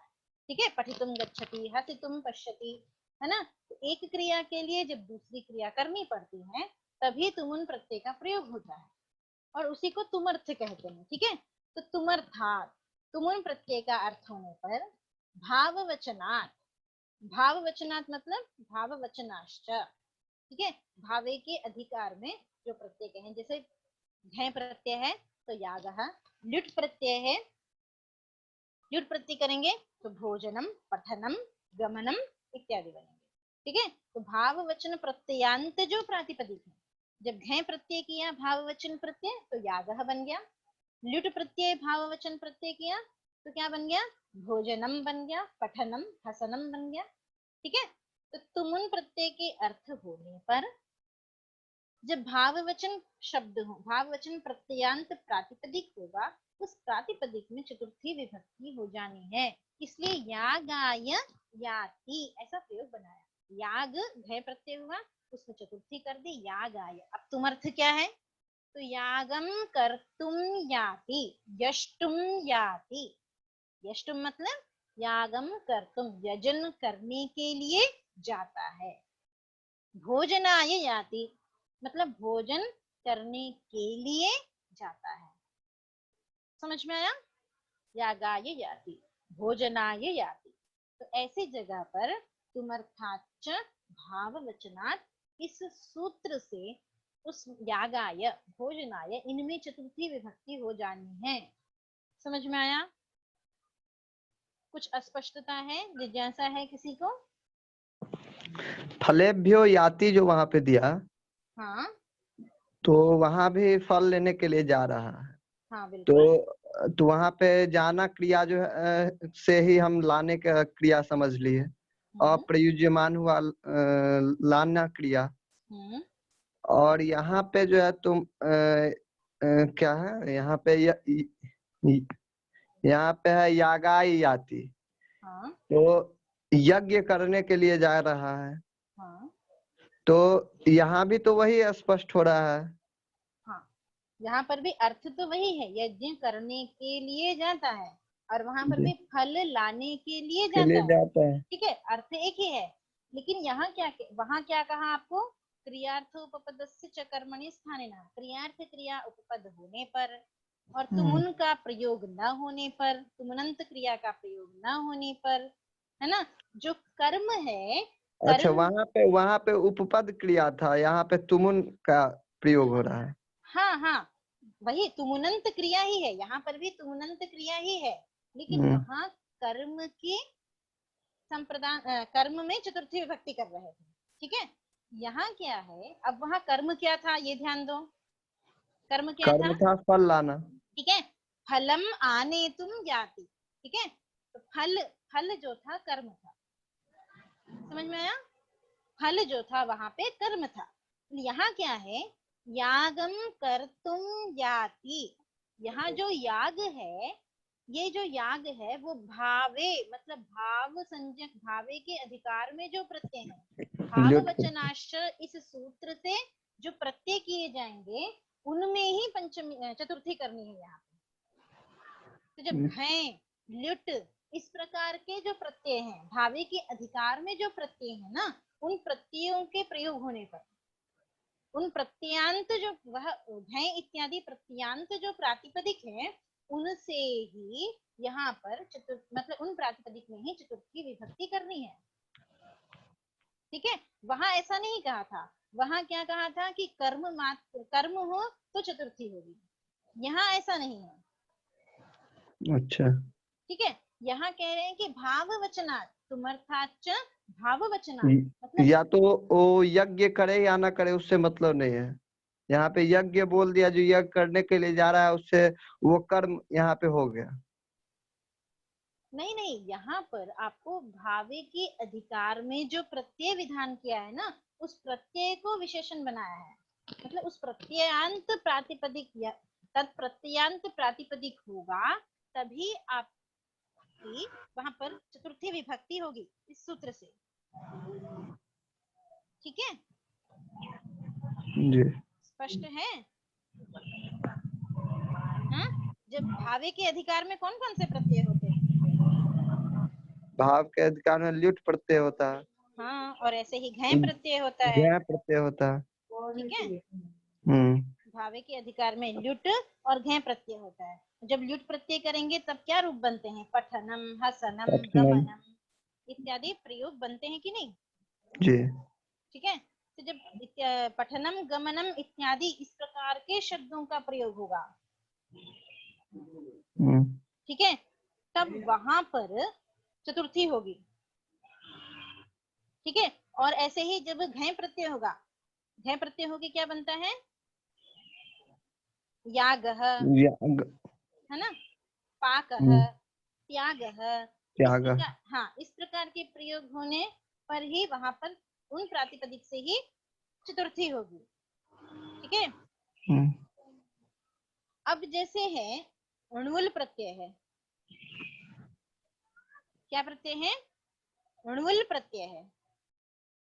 णुल प्रत्यय करके क्या शब्द बनता है? णुल प्रत्यय करने पर क्या शब्द बनता है? पाचकः। णुल को युवरना को इस सूत्र से क्या हो जाता है? युवरना को इस सूत्र से क्या हो जाता है? अक आदेश हो जाता है। और जब अक आदेश हो जाएगा तब पाचकः बन जाएगा। ठीक है। ऐसे ही पाठकः, याजकः इत्यादि शब्द बन जाएंगे। समझ में आया? तो जब णुल प्रत्यय होगा तब पाचकः व्रजति, पाचकः व्रजति और पक्तुम व्रजति ऐसा प्रयोग होगा। पाचकः पक्तुम व्रजति। ठीक है। वहां पर यह जो पाचकः णुल प्रत्यय है वो भावे के अधिकार मतलब भाववचन प्रत्यय न होने के कारण से वहां चतुर्थी नहीं होगी। ठीक है। और यह जो याग है या फिर पाठकः, पाठकः नहीं, भोजनम, पठनम, ल्युट प्रत्यय ले लीजिए, णुल प्रत्यय में नहीं होगा, ल्युट प्रत्यय में हो जाएगा। इसलिए भाववचना तुमर्थाच भाववचनात्, भाववचनात् कहने के कारण से पाचकः व्रजति इत्यादि णुल प्रत्ययांत होने पर वहां चतुर्थी नहीं होगी। समझ में आया? समझ में आया कि नहीं? जब घय इत्यादि प्रत्यय कर लेंगे तब वहां यागाय व्रजति का अर्थ यागम कर्तुम व्रजति। इसी प्रकार भोजनाय व्रजति मतलब भोजनम कर्तुम व्रजति। तो भाव वचन भावी के अधिकार में भावे इत्यधिकृत्य ये घयादि प्रत्ययाः विहिताः ते क्रियार्थ क्रियायाम उपपदभूतायाम भविष्यन्ति। ठीक है। तो उनसे जब प्रत्यय होंगे तभी इस सूत्र से चतुर्थी करनी है। स्पष्ट है? हेलो, जी जी स्पष्ट हुआ? जी। हाँ, और किसी को कोई संदेह है? कुछ पूछना है तो फिर आगे चलते हैं। ठीक है। आगे क्या कह रहे हैं? नमः स्वस्ति स्वाहा स्वधालम वषड्यो गाच्छ। आगे का सूत्र क्या कह रहा है? नमः स्वस्ति स्वाहा स्वधा। स्वाहा, हाँ, स्वधा अलम वषड्यो गाच्छ। बोलिए सूत्र बोलिए। नमः स्वस्ति स्वाहा स्वधा अलंग वखड योगाच्च। हाँ, सुमा आप बोलिए सूत्र। सुमा, मैम नमस्वस्ति स्वाहा उसके बाद स्वाहा के बाद है स्वधा अलम वषड्यो गाच्छ। स्वदा हाँ, अलम हाँ, वषड, बस। वषड योगाच्च, यह सूत्र है। ठीक है। हाँ मैम।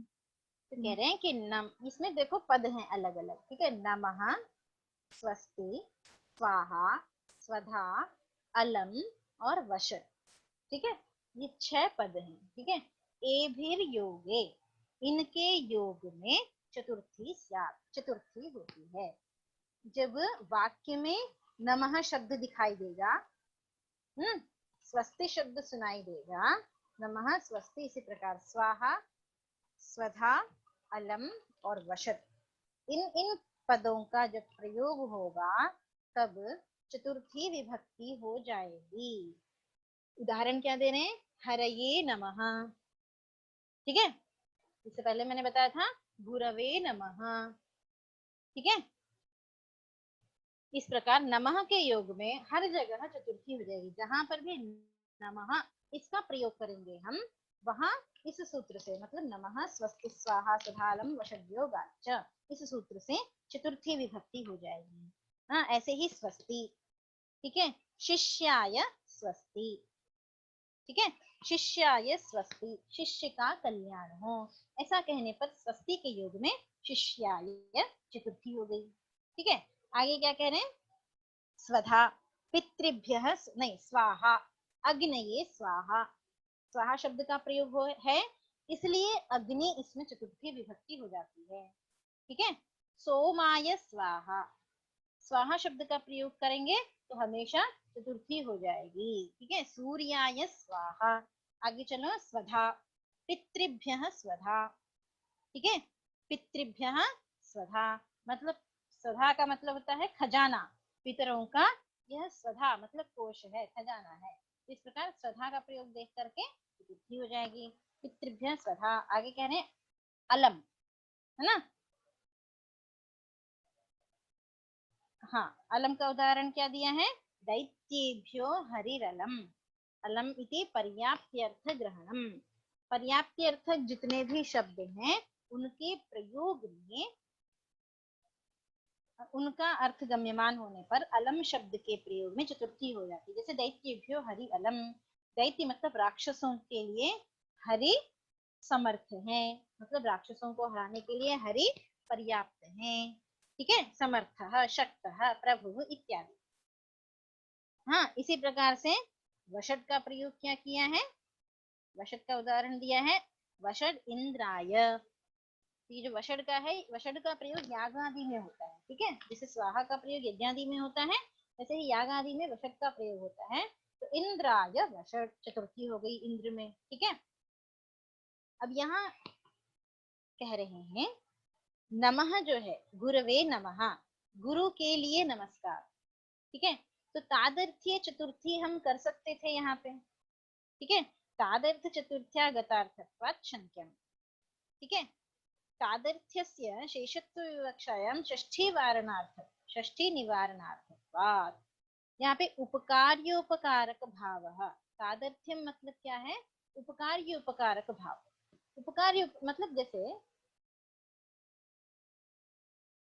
खाने के लिए फल, ठीक है, भोजनार्थम फलम, भोजनार्थम फलम, तादर्थ्य तस्मै इदम, मतलब खाने के लिए फल, भोजन के लिए भोजनार्थ फल। तो उपकारक कौन है, फल उपकारक हो रहे हैं, ठीक है, और भोजन क्रिया मतलब मेरे लिए वो उपकार्य बनेगा, ठीक है ना। तो यह तादर्थ्य का प्रयोग है। तो कह रहे हैं तादर्थ्य से नहीं हो सकती है क्या, तो इसके लिए कहा उपपद विभक्ते है कारक विभक्तिर बलीयसी,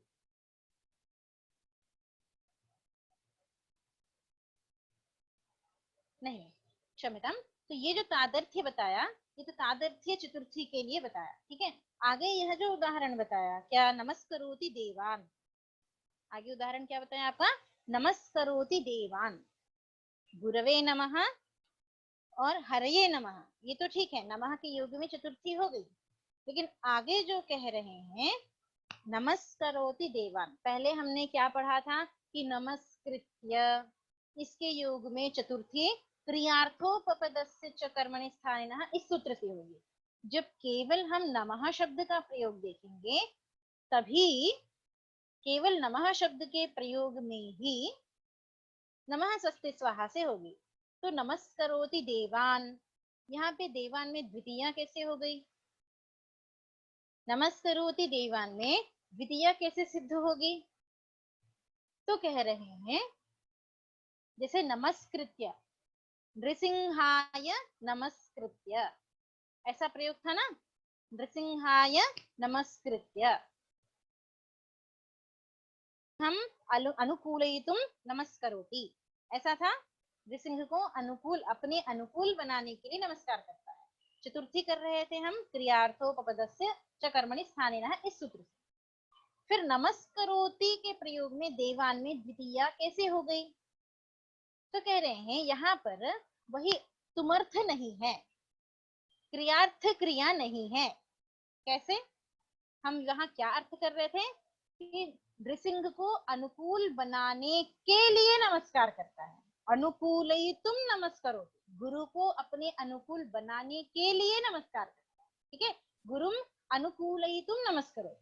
लेकिन देवान नमस्करोति जब हम कहेंगे या गुरुम नमस्करोति, जब गुरु में चतुर्थी अगर करेंगे तो अनुकूलयितुम, अपने अनुकूल बनाने के लिए नमस्कार कर रहा है, यह अर्थ होगा। लेकिन वही जब हम द्वितीया कर देंगे, जब हम गुरुम नमस्करोति करेंगे, तब वहां यह अर्थ नहीं होगा कि गुरु को अपने अनुकूल बनाने के लिए नमस्कार करता है, बल्कि क्या अर्थ होगा?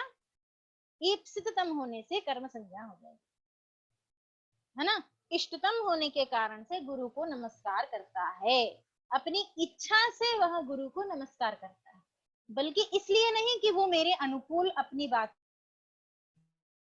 मेरा काम शीघ्रातिशीघ्र सिद्ध कर दे, इस स्वार्थ की इच्छा से नहीं नमस्कार कर रहा है, बल्कि केवल नमस्कार की इच्छा है उसको करने की, इसलिए नमस्कार कर रहा है। तो जब ऐसा निस्वार्थ जब नमस्कार करना है, तब कर्म मान के द्वितीया होगी।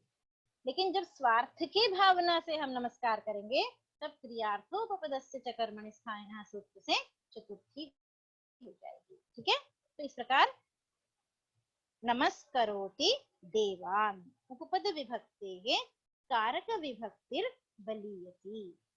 ठीक है, उपपद विभक्ति की अपेक्षा कारक विभक्ति ही बलवती होती है। ठीक है,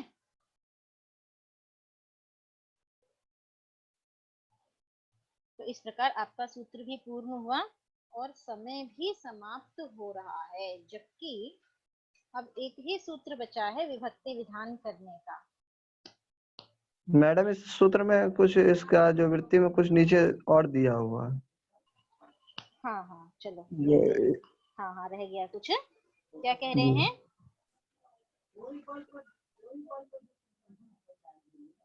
तस्मै प्रभवति स एषां ग्रामणीः इति निर्देशात् तेन प्रभुर्बभूषुर्भुवनस्य इति सिद्धम्। यही ना, यही रह गया ना, यही रह गया है या और कुछ है? यही है।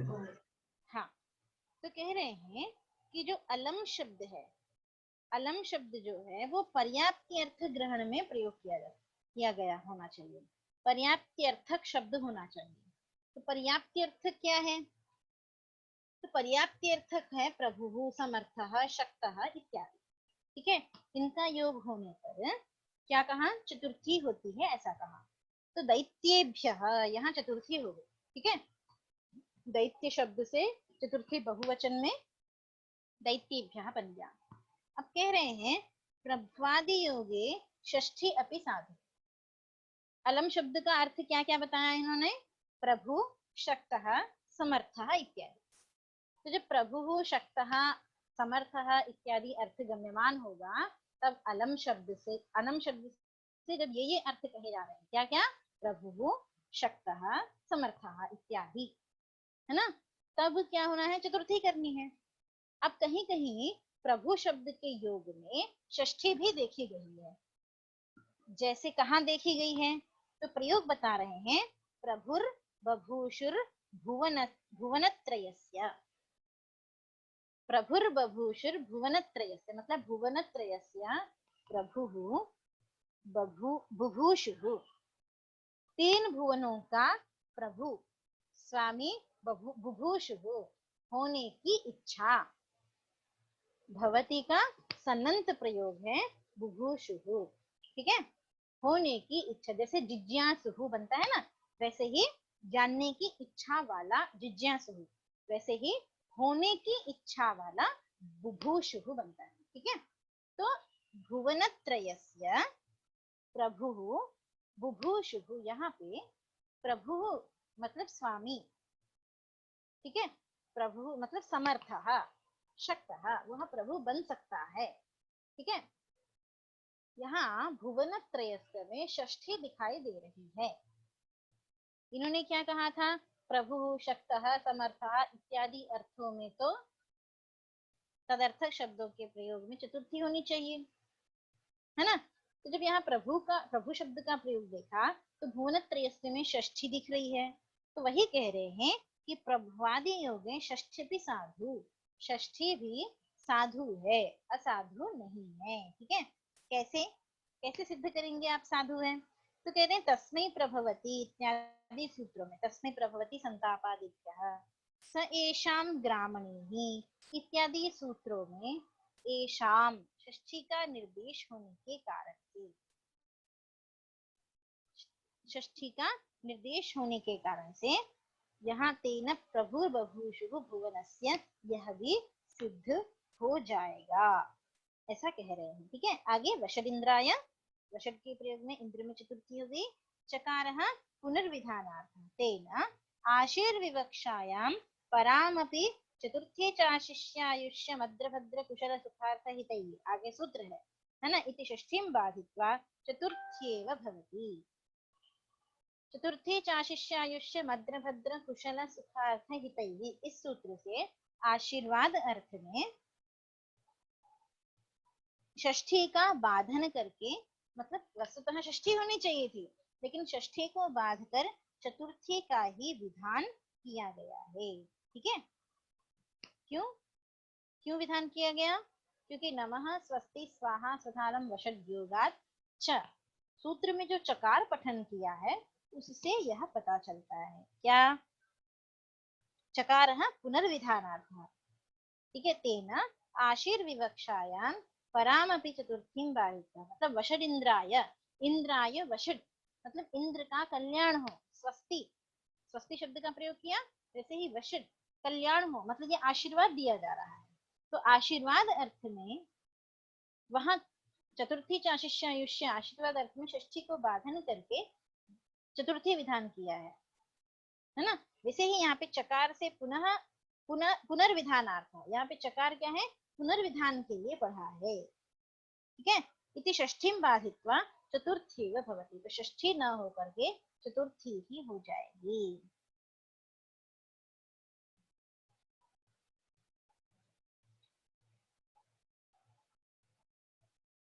स्वस्ति गोभ्यो भूयात्, अभी उदाहरण क्या दे रहे हैं? स्वस्ति गोभ्यो भूयात्।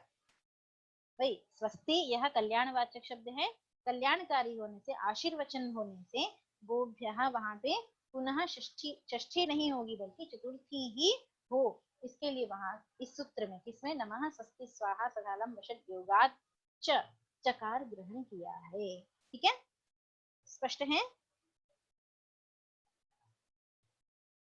अब एक सूत्र जो रह रहा है वो कल ही करेंगे। ठीक है, बहुत हो गया, आज के सत्र के लिए इतना काफी है। यद्यपि एक ही सूत्र रह गया है, क्या है वो? मन्य कर्मण्य नादरे विभाषा प्राणिषु, लेकिन आज इतना काफी है, नहीं तो ये ओवरडोज हो जाएगा फिर आप। ठीक है, हेलो मैम।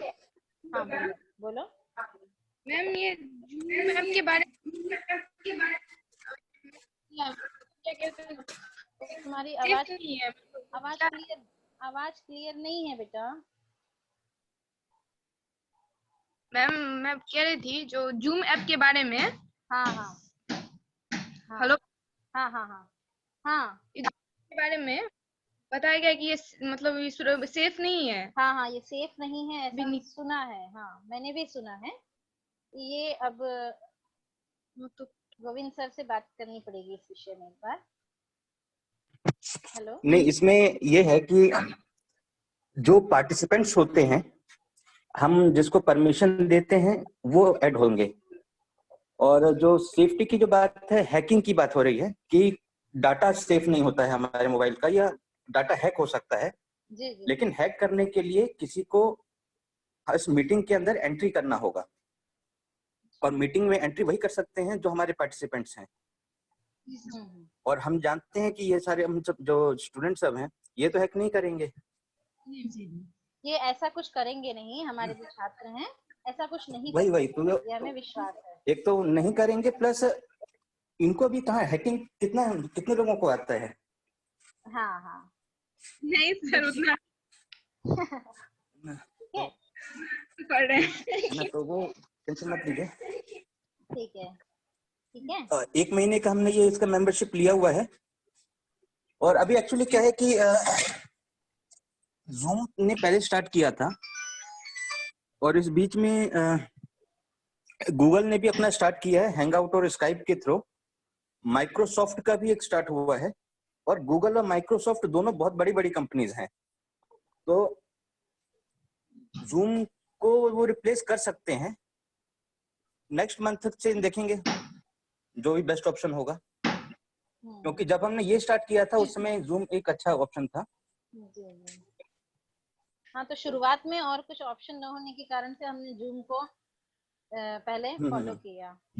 एक और भी ऐप है सर, गो टू मीटिंग करके एक ऐप है, उस पे भी कौन सी मीटिंग? गो टू मीटिंग करके है। गो टू मीट करके, हाँ हाँ हाँ हाँ हाँ वो है। और नहीं, अभी ऑप्शन कई सारे हैं। सिस्को का भी एक अभी आया है, हाँ कई सारी यूनिवर्सिटी उससे कर रही है। हाँ। सिस्को ऐप है एक। अच्छा। और हम कोशिश ये कर रहे हैं, एक मूडल करके है जो पूरे विश्व में सिर्फ एकेडमिक काम के लिए, ये सारे तो मीटिंग के नहीं है ना, मीटिंग तो बिजनेस मीटिंग और ये सब चीज के लिए इस्तेमाल होता है। हाँ। लेकिन मूडल्स है जो पूरे विश्व में सिर्फ एकेडमिक पर्पस के लिए वो यूज किया जाता है। उसके थ्रू हम परीक्षा भी ले सकते हैं, वो सिर्फ एकेडमिक काम के लिए है। अच्छा। मूडल्स करके। तो लेकिन उसकी कुछ लिमिटेशंस हैं। अच्छा। तो देखते हैं हम, ये वाला महीना जैसे हमारा खत्म होगा इसका सब्सक्रिप्शन, तो नेक्स्ट मंथ से क्या करना है, या उस बीच में 10-15 दिन है अभी, तो 10-15 दिन में और भी कोई दूसरा ऐप अगर अच्छा आता है तो वो स्कोप रहेगा। ठीक है सर, सही रहेगा। मैडम एक सूत्र है पूर्व वाला, हाँ जिसमें बोलो। क्रुद्ध दुर्ह्ये स्या सूर्यार्थानाम यम प्रतिकोपः। हाँ बोलो, तो ये स्पष्ट नहीं हो पाया था। क्या दिक्कत है इसमें ये बताओ पहले, क्या स्पष्टता नहीं है? इसमें आपने बताया था जो क्रुद्ध धातु का और दुह धातु ईर्ष्या इस धातु, इस सब के अर्थ में जो है सो चतुर्थी विभक्ति, उक्त संज्ञा यानी चतुर्थी विभक्ति का पढ़ाई चल रहा है, इसलिए संप्रदान संज्ञा हम करेंगे। हरे क्रुद्धति द्रुह्यति इष्यति असूयति। इसके बाद यम प्रतिकोपः, यहाँ पे जो यम प्रतिकोपः किम, इसका क्या अर्थ बताया? यम प्रतिकोपः में आपको उदाहरण दिया है, वहाँ क्या, भार्याम ईर्ष्यति, जी है ना? तो जी जी भार्याम ईर्ष्यति में मतलब अपनी पत्नी से ईर्ष्या करता है। जी जी ठीक है, पत्नी को ईर्ष्या करता है।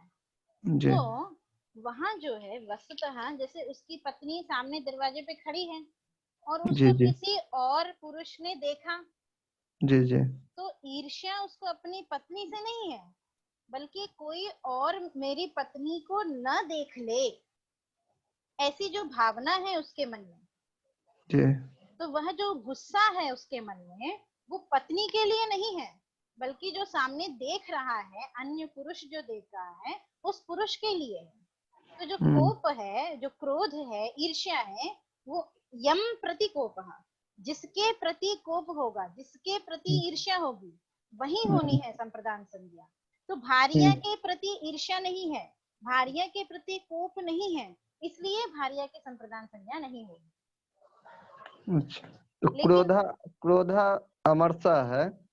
तो क्रोधा अमरसा में यहाँ पे जो है सो क्रोध के साथ अमर्ष का अर्थ क्या हुआ है? अमर्ष का अर्थ ही क्रोध है। दोनों एक ही है। अच्छा, द्रोह का अपकार का अर्थ हुआ। हाँ? द्रोह का, द्रोह अपकार।